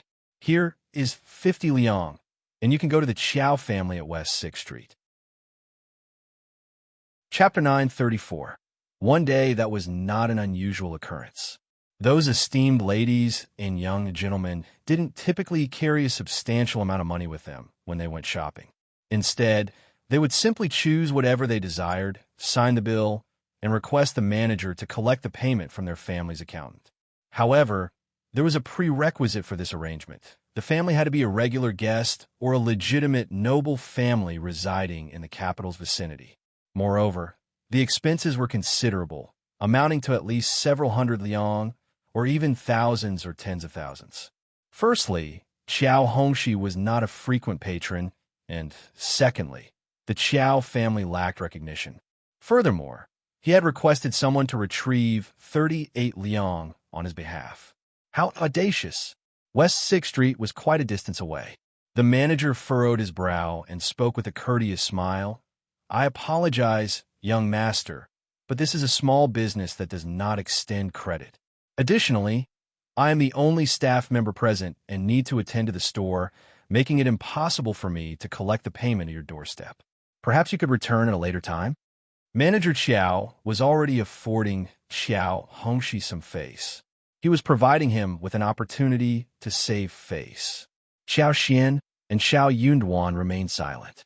However, standing beside each other, their satisfaction was evident, intensifying Qiao Hongxi's sense of humiliation. Yet, what other recourse did he have? He was rapidly depleting his funds. He clenched his teeth and resolved to spend an additional 38 taels of silver to acquire the jade, even if it resulted in reprimands. However, they refused to allow him to make the purchase on credit. Their condescending attitude was directed at his lack of wealth. If only he possessed sufficient funds, if the Qiao family still retained their status, and if they remained the affluent and influential family of Ur, the manager would not have dared to treat him in such a manner. The couple would not have dared to ridicule him. One day, he would revive the Qiao family and exact revenge on those who had belittled him. All right, then, next time, Qiao Hongxi feigned composure, but deep inside, he was consumed by embarrassment. His words came out stiffly, and his face burned with humiliation. He placed the jade back and exited the shop with his head hung low. He was in no mood to continue shopping, so he made his way home, engulfed in a despondent mood. However, he was suddenly jostled and fell to the ground. Before he could express his anger, the person who bumped into him scowled. What's wrong with you? Can't you watch where you're going? How unlucky.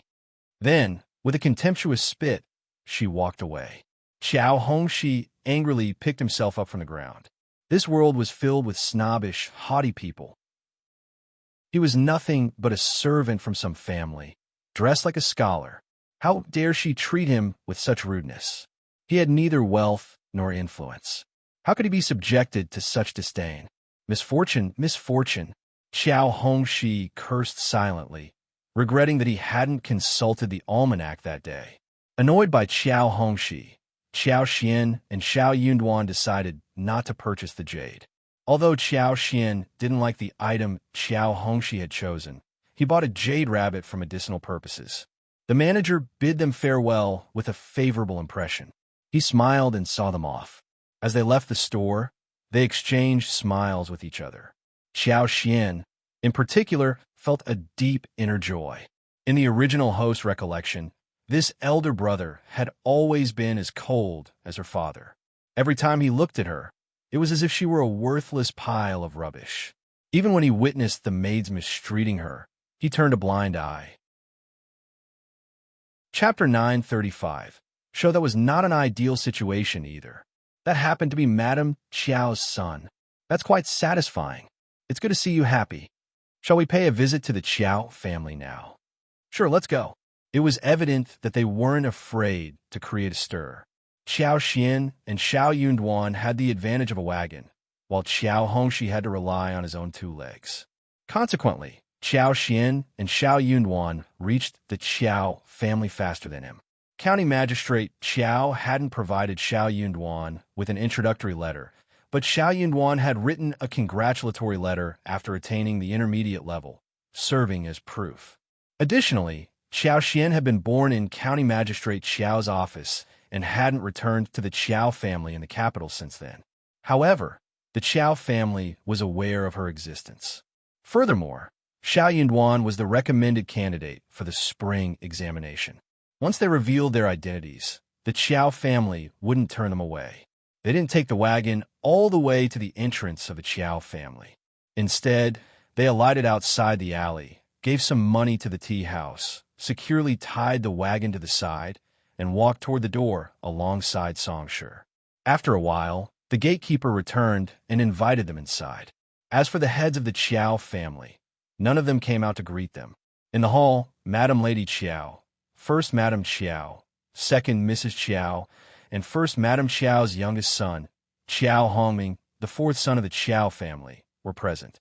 Behind a folding screen were the 2 legitimate daughters of the 2nd branch of the family, Qiao Fong and Qiao Li. The 2 sisters whispered to each other, snickering and ridiculing. They discussed Qiao Xian and Shao Yunduan's arrival outside the Qiao family. Madam Lady Qiao and the others were more curious than hopeful. They maintained a guarded stance, knowing that if this couple sought any advantages from the Qiao family, they would never ask for help. First Madam Qiao remarked that he was merely the husband of a concubine's daughter. So what if he had become a recommended man? Becoming an advanced scholar was no easy feat. The world was filled with countless exceptional young talents, each one unique and extraordinary. How could a son-in-law of a concubine have a chance? If that man truly possessed exceptional abilities, he wouldn't have allowed himself to be taken advantage of by a concubine's daughter. First Madam Qiao's husband had attained the position of a 6th-ranked officer in the Ministry of Rights due to his connections with the imperial court. His days were numbered, and he was merely wasting his time. Their eldest son, Qiao Hongxi, served as an ordinary soldier in the imperial army, earning a modest income each month. The youngest son, Qiao Hongming, held the 4th position, yet he had no significant achievements to speak of. Second Mrs. Qiao's husband was unemployed, managing 2 small fields and 2 stores. Their son, Qiao Hongquang, the 2nd son, devoted himself to studying and preparing for the imperial examination. However, he was 3 years older than Qiao Hongxi, the 3rd son, and was only considered a cultivated talent. Reaching the intermediate level would prove to be quite challenging for him. When the members of the 1st and 2nd branches of the family learned that County Magistrate Qiao and his son had both become intermediate advanced scholars, with County Magistrate Qiao even poised to become an advanced scholar himself, they couldn't help but feel a bitter sense of envy. County Magistrate Qiao would soon return to the capital and likely hold a higher position than old Master Qiao. This fact greatly annoyed First Madam Qiao. Qiao Xian and Shao Yunduan would not be warmly welcomed at the doorstep. As for Madam Lady Qiao, she held a bias towards her 3 sons, just like the short and long fingers she had. Chapter 936. Not good eldest son was the lineal son, and she relied on him, so she valued him the most. Second son was obedient and had a bad health when he was young, so she spent a lot of efforts to take care of him. So the mother and the son had a very deep relationship. Her eldest son was the lineal elder son, and she had to take care of her second son, so her third son was neglected. She had intended to let her second son become successful in his studies, but her second son failed and her third son became an advanced scholar, which made Madam Lady Qiao feel very annoyed. It was as if she had proved that she had bad taste. Also, County Magistrate Qiao spent most of his time as an officer, so Madam Lady Qiao and her family became even more distant. When County Magistrate Qiao was seeking to return to the capital, his two brothers cheated him of money. Madam Lady Qiao knew about this, but pretended not to know. Later, her two daughter-in-laws gossiped behind her back and said, "Elle didn't expect that third son is so rich outside. We don't care, but he doesn't even know how to send some home to show respect to Mom. He only gives us 3 melons and 2 dates for the New Year and Mom's birthday every year. He is so heartless." Madam Lady Qiao agreed deeply. She got even more annoyed and disliked County Magistrate Qiao even more. Therefore, no one in the room was nice to Qiao Xian and Shao Yunduan. It was not difficult for Qiao Xian and Shao Yunduan to cause trouble at the door. Hearing the gatekeeper's report, the two of them did not have a wagon, but only a page boy who was following them.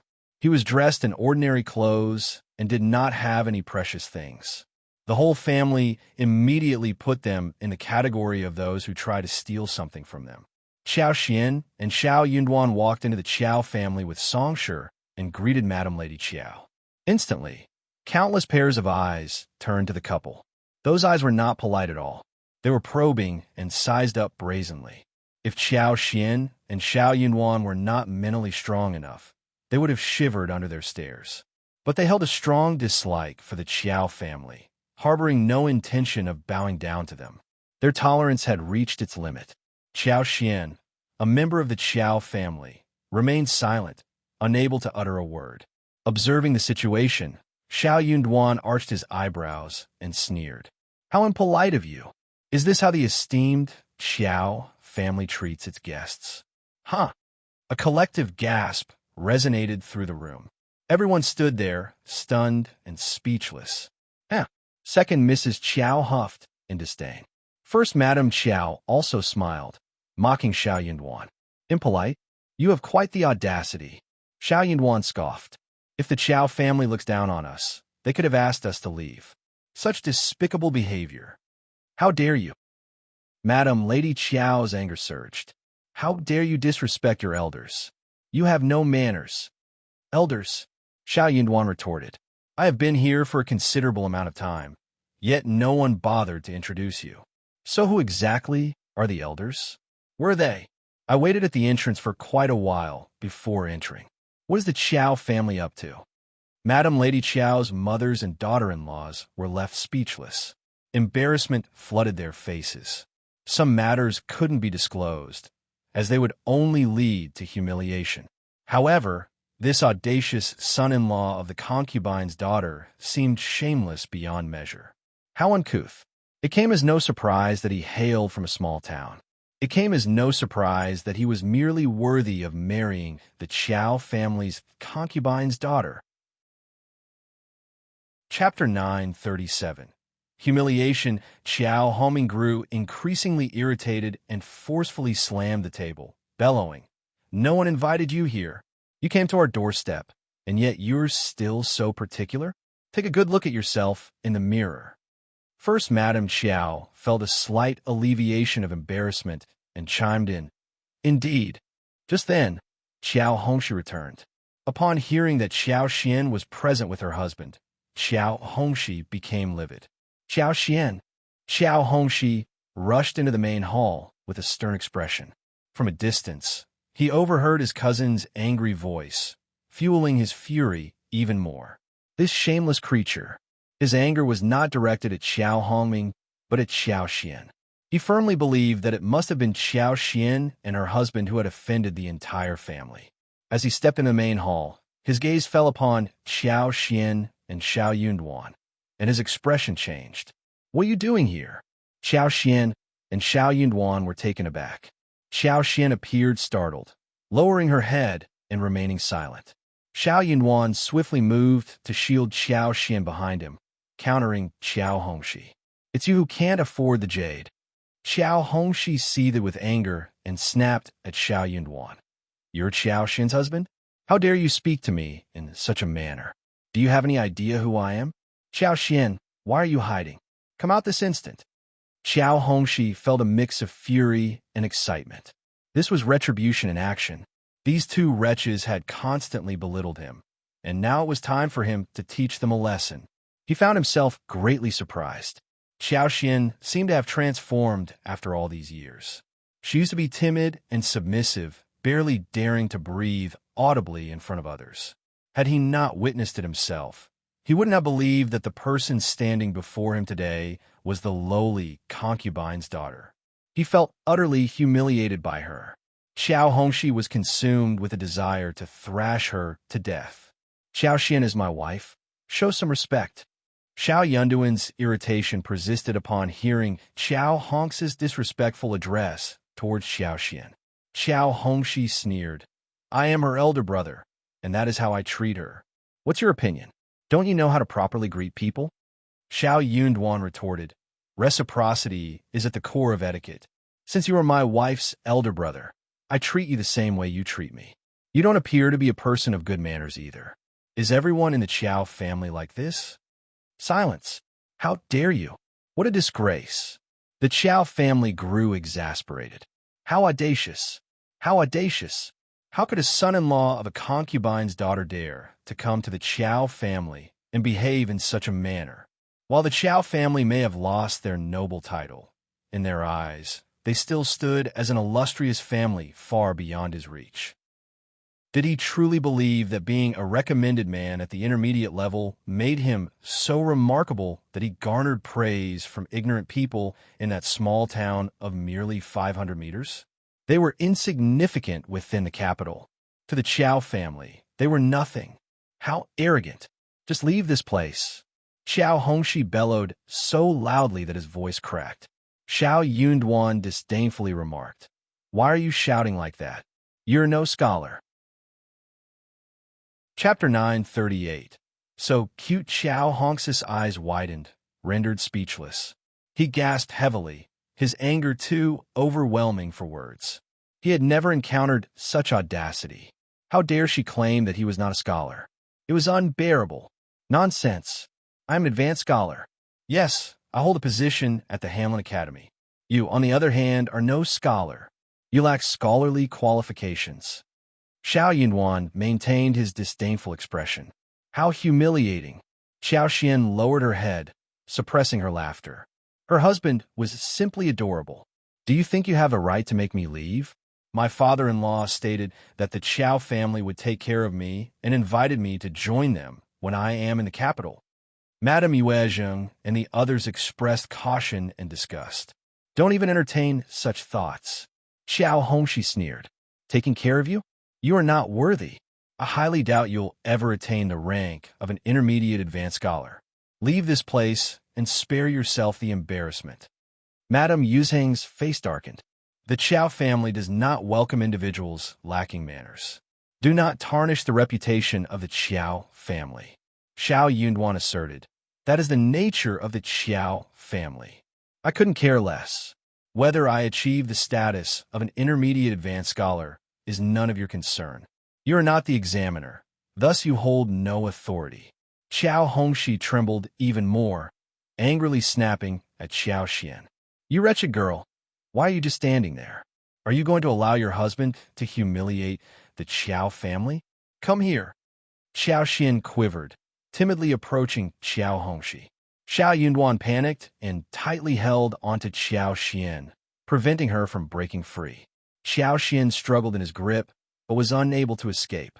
She glanced at Shao Yunduan, silently signaling him to let go. She didn't care if Qiao Hongxi scolded or even hit her. She secretly hoped that Qiao Hongxi would lose control and attack her. She had resolved to make Qiao Hongxi lose his composure and unleash his anger upon her. However, Shao Yunduan saw through her intentions. He understood that her plan was the quickest and most convenient way to resolve the situation in the province, but he didn't want that.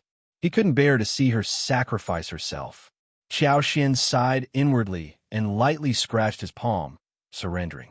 Yunduan slowly released his grip. Qiao Xian lifted her head, her once beautiful eyes turning cold. She turned to Qiao Hongxi. Third brother, just say what you want to say to my husband. My husband has never humiliated the Qiao family, nor has he made such remarks. Third brother, make it clear that you're not bullying us just because you have the advantage of numbers. The faces of the Qiao family members darkened. Qiao Hongxi felt even more humiliated in front of the senior members of the family. Fine, fine, you're so rebellious. You were never like this before, but now look at you. You don't deserve to be part of the Qiao family. Qiao Xin smiled. I am the daughter-in-law of the Shao family, my husband's wife. What purpose did she serve as a daughter of the Qiao family? She had never taken advantage of her position when she was considered a member of the Qiao family. On the contrary, she had led a miserable existence. Hence, she didn't care. Qiao Hongxi was provoked by her nonchalant demeanor. He felt a sense of discomfort in his failure. You may be arrogant now, but when you face mistreatment in the future, you'll have to beg us for help. At that time, you'll have to rely on us to defend you. Chapter 939. One slap. Never consider that. Qiao Xian raised her eyebrows with disdain. Remember this. I have never entertained such thoughts in the past. I am not entertaining them now, and I will never entertain them in the future. And what decision can you possibly make for me? Surely you don't believe that, do you? You. Qiao Hongxi's eyes widened with annoyance. The images of Qiao Xian, who mocked him for not being able to afford the jade, and Qiao Xian, who used to be timid at home, kept replaying in Qiao Hongxi's mind, intertwining and exacerbating his anger. He was on the verge of exploding. This audacious girl, who did she think she was? How dare she flaunt herself in front of him? He had never taken her seriously, never even regarded her as a human being.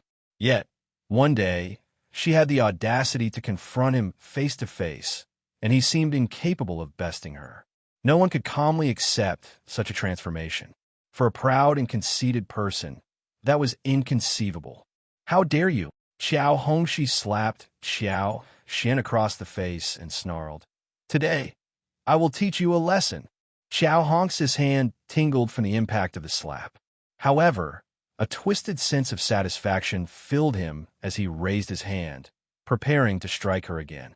Shao Yunduan swiftly seized his raised wrist, his expression icy. Qiao Hongxi trembled at the sharpness in Shao Yunduan's eyes. Yet, when he considered his status as the elder brother, he straightened his posture and barked at Shao Yunduan. What do you think you're doing? Let go of me. I am disciplining that wretched girl you are. Shao Yunduan delivered a forceful punch to Qiao Hongxi's stomach. Shame on you. Agonizing pain shot through Qiao Hongxi's body, causing his face to pale as beads of cold sweat formed on his forehead. He staggered backward, clutching his stomach, taking a long while to recover. Glaring at Shao Yunduan with a mix of fear and shame, he uttered, How dare you strike me? I struck you, and if you dare lay a finger on my wife, I will strike you every time our paths cross. You're rebelling. Madame Yuezheng shouted angrily, slamming her hand on the table. How dare you? Where do you think you come from? How dare you raise a hand against us in our own home? Kneel down and confess your sins. Every girl in the Qiao family knows the rules. You will never set foot in our door again. Madame Yuezheng breathed heavily, her anger palpable. As a grandmother with many grandchildren, she had always treated Qiao Hongxi well.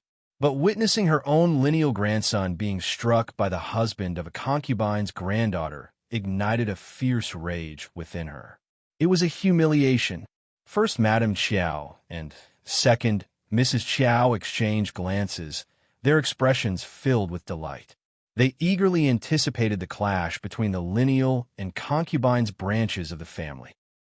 Didn't you hear what Madame Yuezheng said? Kneel down and apologize. Show some manners.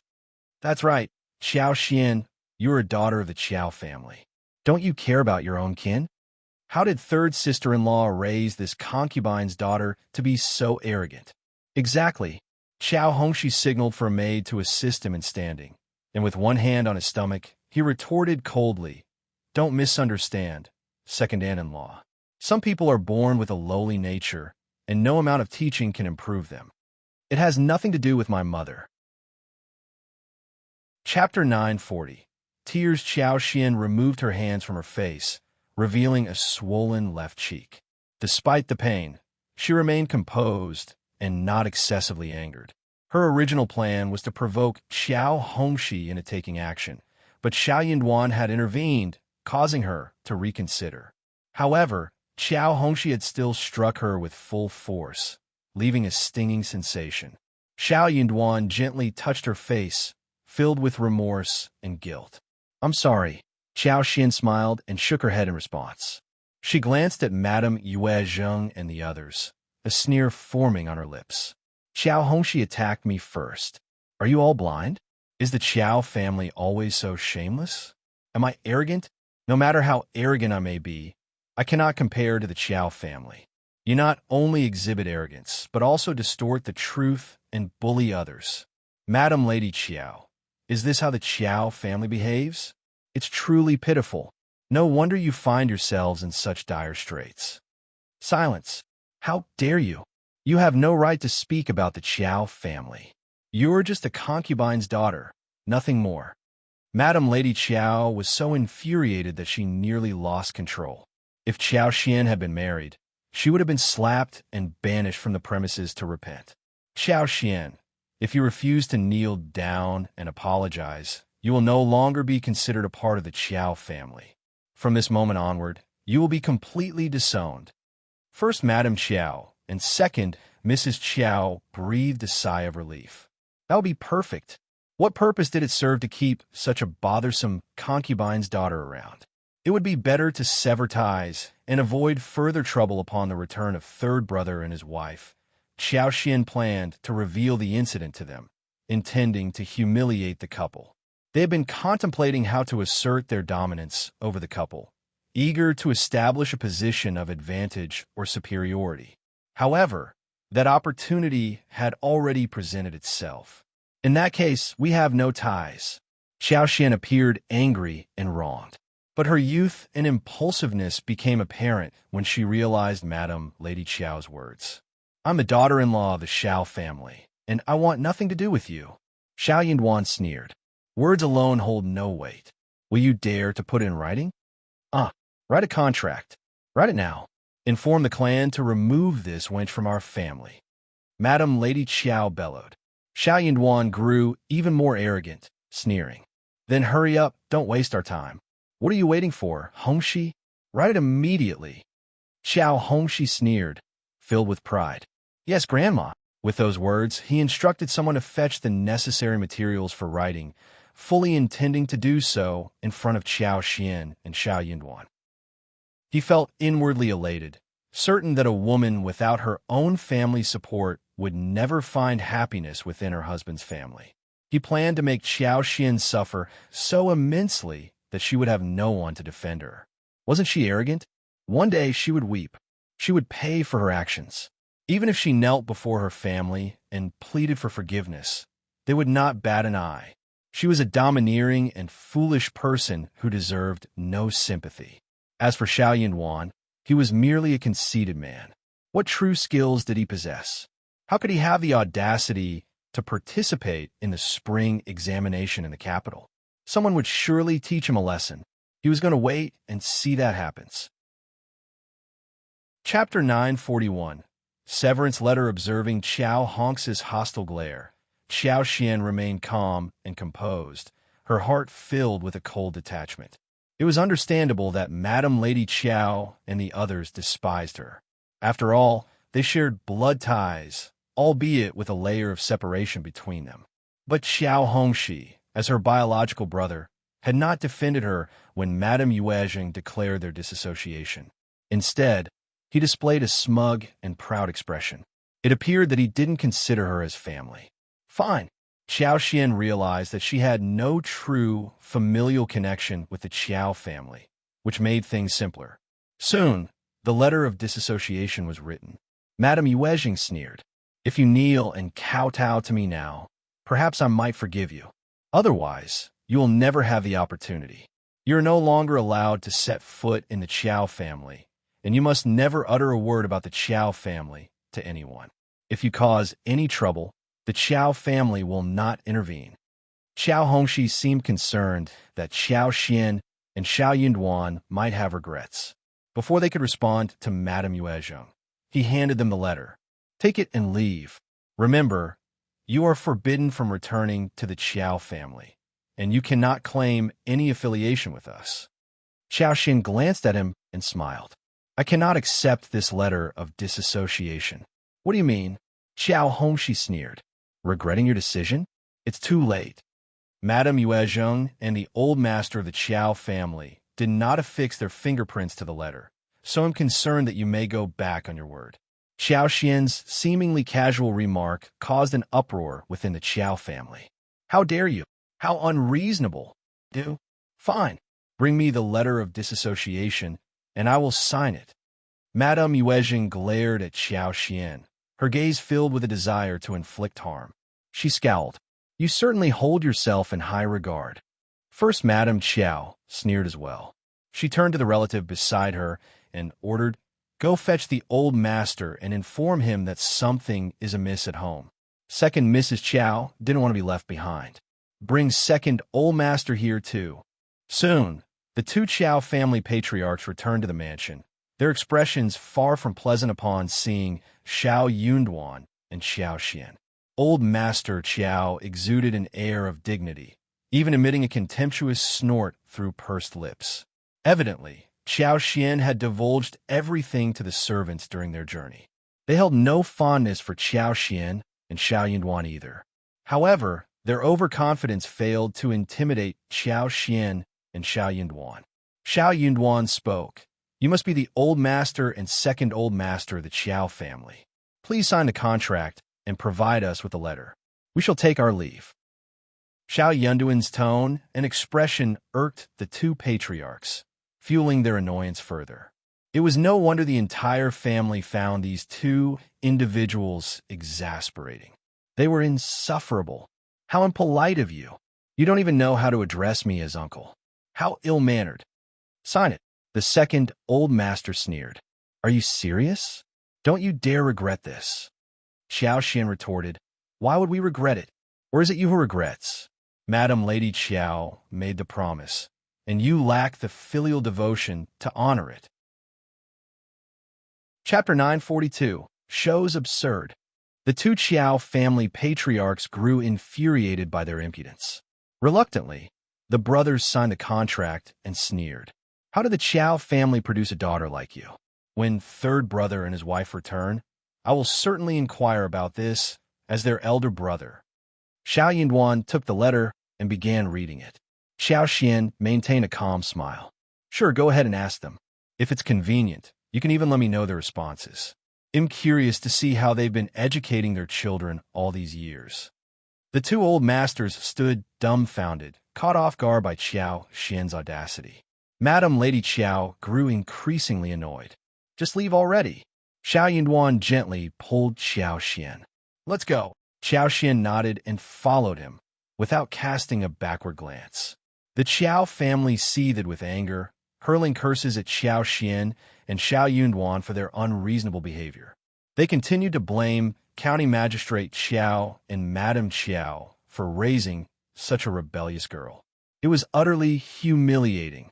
Suddenly, second Mrs. Qiao smiled at Qiao Hongxi. Oh, by the way, Hongxi, you seem familiar with them. Have you met them before? Madam Lady Qiao also recalled. Yes, Hongxi. How did you come across them?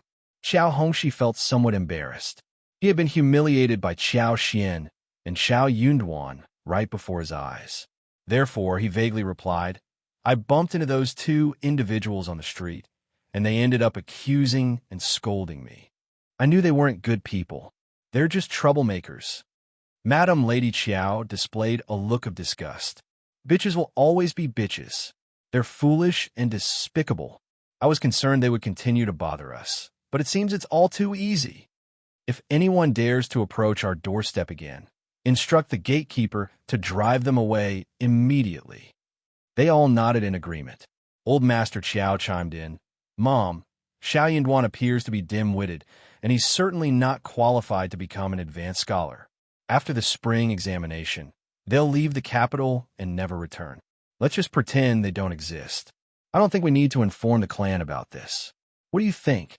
Removal from the clan was a significant matter. They would have to report the reasons to the relatives within the clan, and both parties would provide a clear explanation in person. Then, the clan would decide whether to proceed with the removal. Although the Qiao family had the final say within the circle, going through the motions to formally remove Qiao Xian from the clan would still bring humiliation to the Qiao family if word got out. It wasn't pleasant to have raised such a mischievous daughter within the Qiao family. Madame Yuezheng pondered for a moment and nodded. All right, that's a fair deal for her. As soon as Qiao Xian and Shao Yunduan stepped out of the Qiao family, they clung to each other, crying in each other's arms. They gazed up at the gate of the Qiao family, tears streaming down their faces. Shao Yunduan wore an expression of fury as he patted her back, gently comforting her.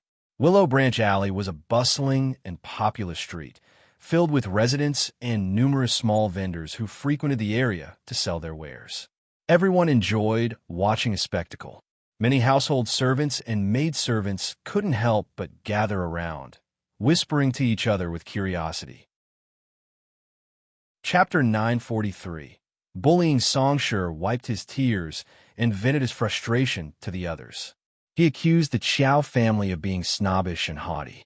Their young Madame Qiao, being the daughter of a concubine, and their recommended man, hailing from the countryside, were not regarded highly by the Qiao family. Despite visiting the seniors in the capital for the examination, they were inexplicably humiliated. Young Madame Qiao couldn't bear the grievance and was even slapped twice. She told them to leave and never come back, and she even wrote a letter severing their relationship. Writing such a letter was no easy task, and upon hearing these words, the 10 individuals listening to the commotion gasped collectively. A letter of severance? Did I hear that correctly? Goodness, that's going too far. What happened? Something must have occurred for the Qiao family to do this, right? Hee. We all know what the Qiao family is like. Looking down on a concubine's daughter and son-in-law is not surprising. Exactly. No matter the circumstances, the couple traveled all the way to the capital and didn't even want to be associated with their relatives. They must have been offended in some way. And the Qiao family, That's true. The Qiao family's gatekeeper witnessed the whole incident and rushed inside to relay the message. Just as Qiao Xian and Shao Yunduan were about to leave, Shao Yunduan held Qiao Xian's hand and they departed. Back at the Qiao family, the gatekeeper hesitated to disturb Madame Lady Qiao, so he reported to First Madame Qiao instead. She sneered, "How audacious they are! They dare to bring ruin to our family. Gather some people and drive them away." Qiao Xian and Shao Yunduan had barely left when the Qiao family's gatekeeper and 3 or 4 fierce servants rushed out. The onlookers continued to observe the spectacle. Witnessing the menacing expressions of the Qiao family's servants, they exchanged knowing glances among themselves. What else was there to comprehend? TSK, what a bully! It seemed that Qiao Xian's assessment was accurate. As they boarded the wagon, Shao Yunduan instructed Songshi, who was driving, head to the nearest medical center. Qiao Xian glanced up at him and mustered a smile. The pain in my face has subsided. He'll be fine with just a damp cloth. Shao Yunduan gently caressed her cheek and spoke in a low, resonant voice. It must still hurt. I never expected Qiao Hongxi to be so heartless. Qiao Xian was his sister, and he couldn't simply treat her with indifference. It wasn't necessary. Furthermore, Qiao Xian, as a married concubine's daughter, posed no threat to him. When he heard the sound of the slap, Shao Yunduan's heart skipped a beat. He felt an intense urge to retaliate against Qiao Hongxi. He couldn't bear to see his beloved wife being subjected to such cruelty. His emotions oscillated between heartbreak, anger, and guilt. He berated himself for not being strong enough to confront these arrogant individuals. Yet, he took solace in the fact that they had made it this far and were poised to progress further. Qiao Xian smiled, tugging at Shao Yunduan's sleeve as she spoke sweetly. Don't worry like this. I truly don't feel much pain. Look at Xiao Honks's feeble hands. How strong could he possibly be? Moreover, we aren't at a disadvantage. See, we obtained the letter of severance, and we even staged a scene at the Qiao family's gate. In reality, compared to the letter, this slap means nothing. If it means severing ties with the Qiao family, I can endure even 10 slaps. Chapter 944. Grievance. Qiao Xian's eyes widened, and she froze in place. Shao Yunduan leaned in and tenderly kissed her lips. It was as if he was concerned that the handprint on her face might cause her pain, so he kissed her with utmost care and gentleness. He pressed his cool lips against hers, and then released her. Qiao Xian's cheeks turned crimson. She lowered her head, unable to meet his gaze. It was such a humiliating situation. A surprise attack. It felt improper. Observing her head lowered, her ears tinged with a blush, and her neck adorned with a faint layer of redness, Shao Yunduan felt a sense of satisfaction. So his wife could become shy so easily? What would she do in the future? As he pondered this, a burning sensation surged in his heart. Recalling the tenderness of their kiss, Shao Yunduan's eyes narrowed. He grasped Qiao Xian's hands and spoke softly. You mustn't behave like this anymore. I won't allow it. Shao Yunduan was consumed by anger, thinking about how Qiao Xian could have evaded Qiao Honks's slap. She wouldn't have been subjected to such a harsh blow from him, but she didn't even attempt to dodge it. It was as if she purposely let herself be slapped. Qiao Xian was taken aback. She turned to face him. Shao Yunduan grew exasperated, yet he couldn't help but chuckle. He pinched her cheeks gently. You have to stay away from doing that. Qiao Xian blinked and averted her gaze, offering a smile. Oh, you caught me. I was planning to dodge it, but I thought getting slapped would make it more convincing. Shao Yunduan remained silent as he gazed at her. Qiao Xian was quickly defeated. All right, they'll dodge it next time. I don't need your pity. I don't need your pity anymore. Qiao Xian exclaimed, her voice filled with determination. Qiao Xian's words warmed her heart. She nodded in acknowledgement. Understood. Despite her inner happiness, when she smiled, she inadvertently moved the corner of her mouth too much, causing a twinge of pain from her wound. Shao Yunduan, who had been smiling back at her, grew alarmed once again. Does it hurt? Just endure it a little longer. Songsher, why are you driving so slowly? Hurry. With urgency, Shao Yunduan guided Qiao Xian into the clinic, calling out for a doctor. His anxious tone startled the doctor, who assumed a highly important patient had arrived and greeted them with utmost seriousness. However, upon seeing Shao Yunduan's request for a diagnosis of Qiao Xian's facial injury, the doctor became tongue-tied. He glared at him and muttered, It's just a superficial wound, isn't it? Take a bottle of ointment home, apply it a few times, and there won't be any trace left. What's the point of making a fuss? Shao Yunduan couldn't believe it. Is that really enough? Look at her swollen face. It's a serious injury. Shouldn't you prescribe additional medicine? The doctor glared back. Feeling humiliated, Qiao Xian kicked Shao Yunduan and spoke to the doctor. Just ignore him. He's intoxicated and speaking nonsense. Please give us some ointment. Shao Yunduan was about to say something when Qiao Xian shot him a glare, silencing him. Yet, she still felt nervous as she observed Qiao Xian. Chapter 945. Unexplainable. Qiao Xian took the ointment from the doctor and requested a basin of water to clean their faces before leaving. The doctor stared at Shao Yunduan for a while, then waved his hand impatiently. Just go. Expressing gratitude, Shao Yunduan led Qiao Xian to the back hall. Qiao Xian remained silent, conflicted between feelings of humiliation and happiness. Upon returning home, Shao Yunduan instructed Songsher not to reveal his identity or show up in person.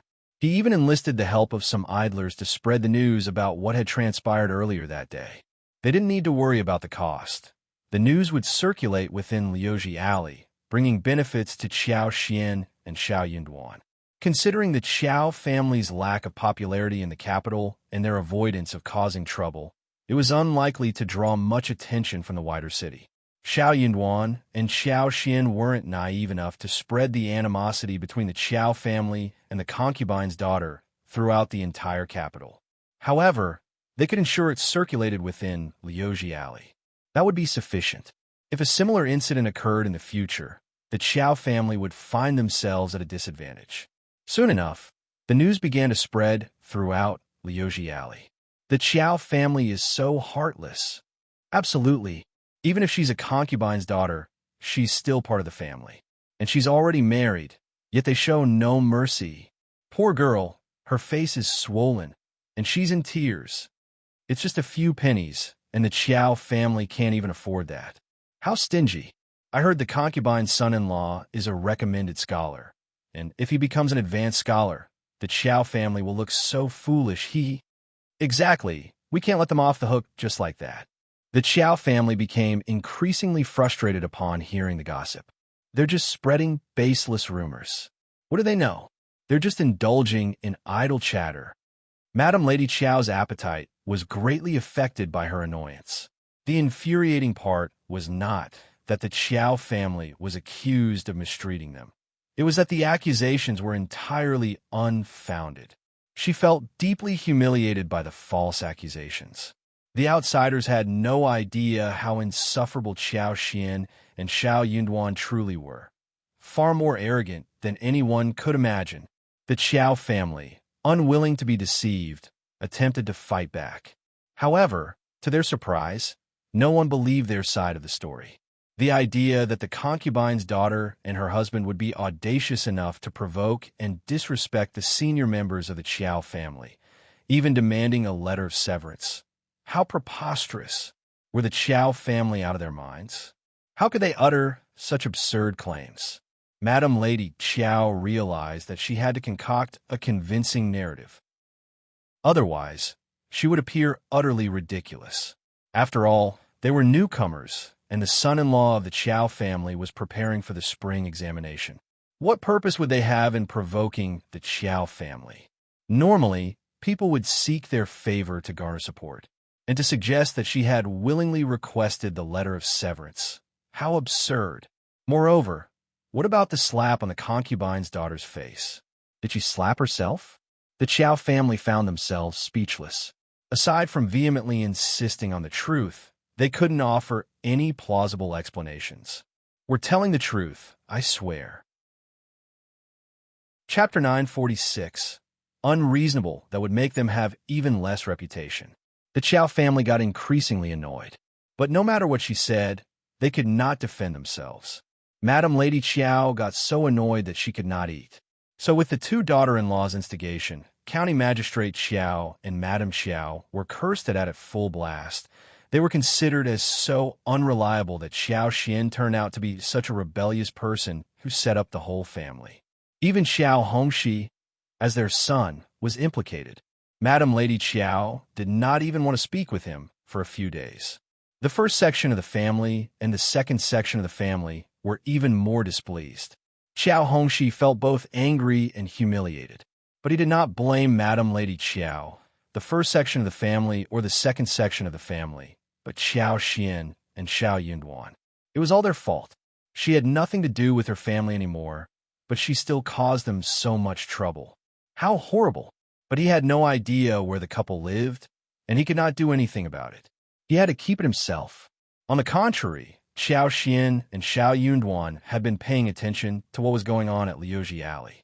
Hearing that the Qiao family made a mistake, Shao Xian laughed. That was interesting. Well, when her father and lineal mother returned to the capital, things would get even more interesting. As the spring examination approached, the imperial examination candidates from the intermediate examination were all here, and there were many gatherings taking place everywhere. The impetuous and anxious atmosphere spread around all the time. Shao Yunduan, Lu Min, and Gu Zhio did not like this. In order not to get involved, they did not attend many gatherings. But they were also going somewhere they picked. For example, the grand gathering at Pear Garden in the north of the city was going to be attended by the three of them. They had thought that it was a very high-profile gathering that involved the essence of knowledge, but the topic went to a different direction. Shao Yunduan got tired of hearing that. He got up and went away alone. The scenery here was very good. A large patch of pear garden was in full bloom, and the wind blew past the white petals and snow. It was very beautiful under the sun. Shao Yunduan was thinking about taking his wife to have a look around the next day, because the flowers would have withered if they were a few days late. As they ventured beyond the pear garden, they arrived at a serene lakeside adorned with flourishing reeds and encircled by graceful waterbirds. The tranquil reflection of the sky and clouds instilled a sense of relaxation. While strolling along, Shao Yunduan's attention was abruptly captured by a silver-blue brocade handkerchief resting on a low bush. The exquisite embroidery and fine texture suggested that it was no ordinary accessory for a common girl. Shao Yunduan found himself in a dilemma. The area was bustling with people today, many of whom were leisurely enjoying the pear garden's picturesque scenery. The conspicuousness of the handkerchief raised concerns. What if it fell into the hands of an ill-mannered individual, potentially causing trouble? He pondered the possibility of retrieving it and disposing of it discreetly later, thus preventing any innocent girl from suffering harm. However, an inherent reluctance prevented Shao Yunduan from directly involving himself in such affairs. He hesitated, standing still as he contemplated his next move. In the midst of his deliberations, two young and handsome men, one appearing to be the master and the other his servant, rushed towards him, seemingly in search of something. Shao Yunduan's heart skipped a beat. Swiftly, he bent down and concealed the handkerchief within his sleeves before approaching the couple. With curiosity and concern evident in his voice, he inquired, "What is it that you're searching for?" Chapter 947. Handkerchief. The lady and servant appeared startled by Shao Yunduan's presence. The servant instinctively shielded his mistress and cast a menacing glare in his direction. Shao Yunduan, taken aback, quickly comprehended the situation. These individuals were not handsome men as he initially thought. Rather, they were likely a lady accompanied by her maid. Having spent time with Xiao Xian, who occasionally disguised himself as a man, Shao Yunduan was well acquainted with women dressed in male attire. He even believed his own wife outperformed the figure before him in masquerading as a man, although she too could not endure close scrutiny. The maid seemed to perceive Shao Yunduan as a troublemaker, emitting a disdainful snort and fixing him with an aggressive gaze.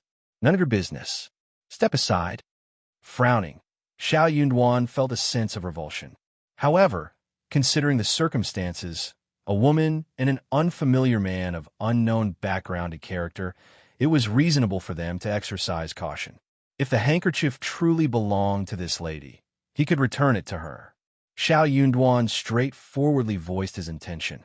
"I came across a handkerchief earlier. Could you inform me, where is it? Show it to us immediately."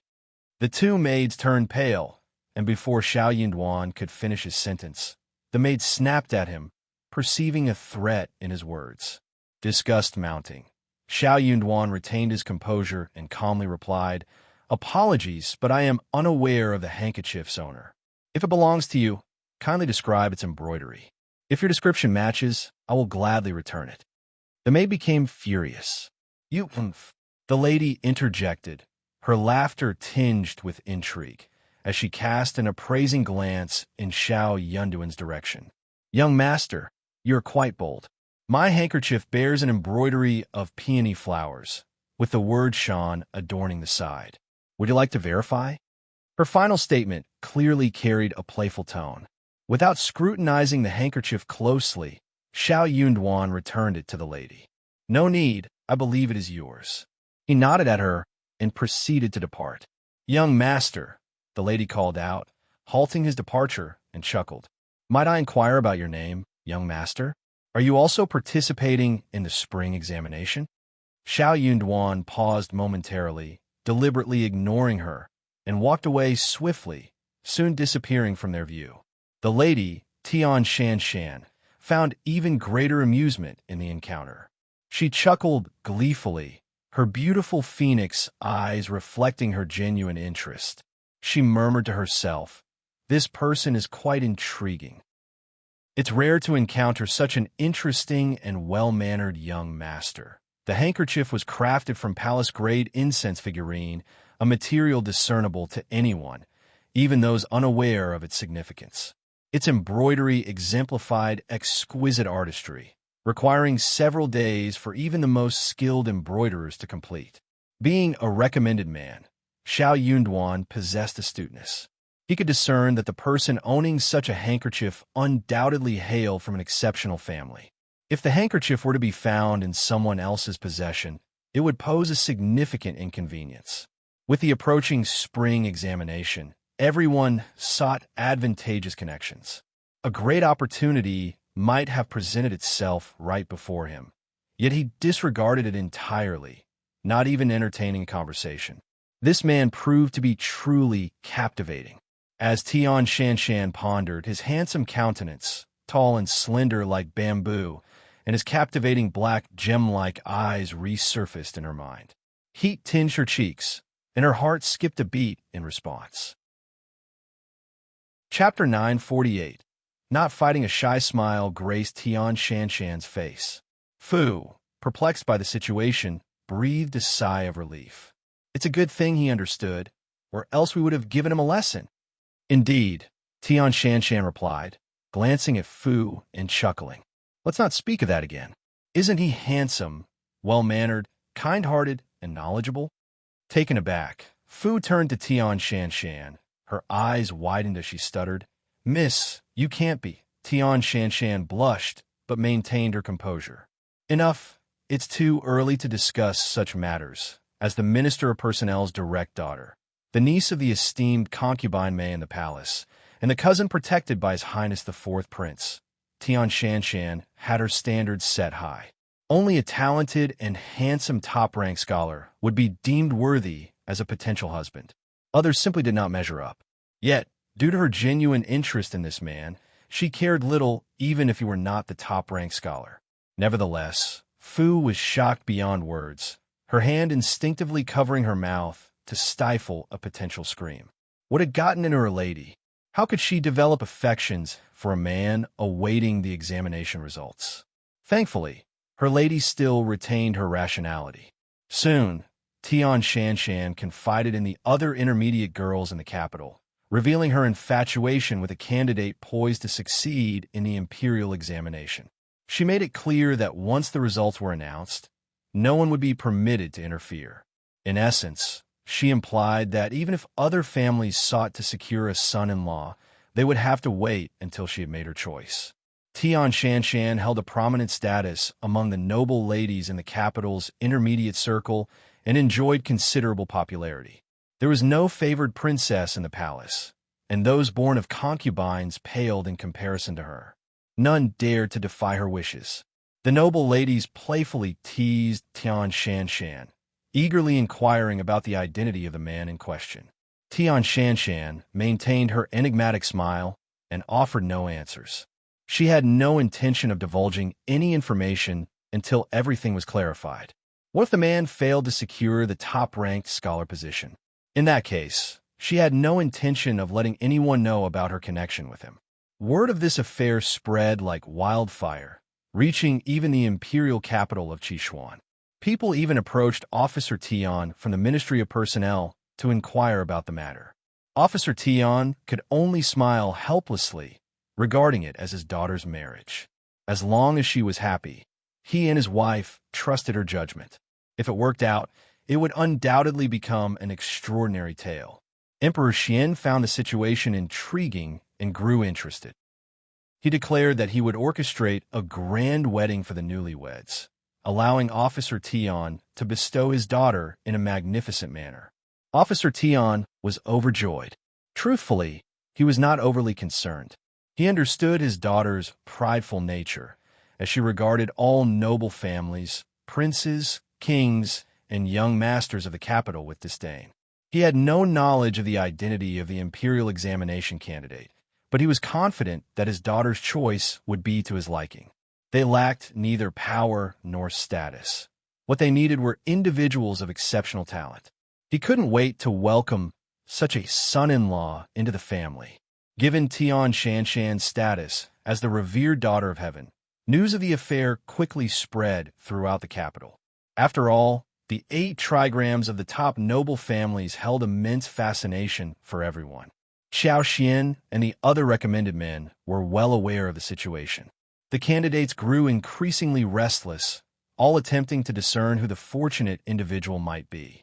Being the Minister of Personnel's lineal daughter and having connections with noble consort Mei and the 4th prince, marrying Tian Shanshan would undoubtedly lead to a prosperous future. Chapter 949. Madness. They engaged in speculation regarding the potential candidates. The candidates humbly denied any involvement while secretly reveling in the possibility. Many individuals began ingratiating themselves with the candidates. Some self-centered candidates dismissed the notion of being the one, believing themselves to be superior to others. Although they might not possess the same wealth, they considered themselves more advanced. Lady Tian was not a superficial person, and perhaps she valued talent above all else. Or perhaps it was simply fate that had brought them together. They saw an opportunity before the final revelation. Xiao Xian was delighted, even engaging in conversation with Shao Yunduan and asking for his opinion on the culprit. Shao Yunduan found himself torn between amusement and exasperation. He had no idea of Lady Tian's preferences. Besides himself, no one else could accurately guess which recommended man she favored. These people had far too much free time on their hands. Furthermore, Lady Tian must have been teasing them all. Xiao Xian also smiled and responded, "Darling, you're absolutely right. It doesn't matter who he is, as long as it's not you." Shao Yunduan grinned. Of course, being already married, he knew he wasn't in the running. Little did they know that Tian Shanshan possessed such unwavering confidence that she could speak her mind freely when she found someone interesting. She had never considered anything beyond that, nor did she care. The scholars, advanced scholars, and young scholars from the Hamlin Academy were all envious of Tian Shanshan's privileged position as the Minister of Personnel's daughter. They couldn't help but wonder why such a fortuitous event didn't happen during their own spring examinations. It would have been marvelous. The accomplished advanced scholars, who had already passed the spring examination and were still young, felt that they should be considered as well. They believed they were not inferior in any way. Qiao Hongxi was among those consumed by envy and ambition. Qiao Hongxi was highly motivated, but also envious of Tian Shanshan's prospects. They couldn't help but think that the heavens were unjust. If Lady Tian valued talent, it would be a great loss to exclude them. If Lady Tian had set her sights on the scholars from the Hamlin Academy, they might have caught her attention. If she married into their family, the Qiao family would treat her well, and he would undoubtedly rise above his siblings. More importantly, marrying Lady Tian was akin to marrying the 4th prince. If the 4th prince, or concubine, may spoke highly of him to the emperor, the earl's title could be restored. At that point, he would bask in glory. The more Qiao Hongxi dwelled on these thoughts, the more he convinced himself that he could be the fortunate one. However, he wasn't willing to give up. He would always dress up and intentionally pass by the Tian family's residence. You're tuning in to the Romance Rendezvous YouTube channel. We're so grateful for your support. And don't forget to subscribe to join us on this incredible journey through captivating stories. Your generosity through donations truly makes a world of difference, as it's the primary source of revenue that allows me to expand and enhance this channel for you. Thank you from the bottom of my heart for being a part of this adventure.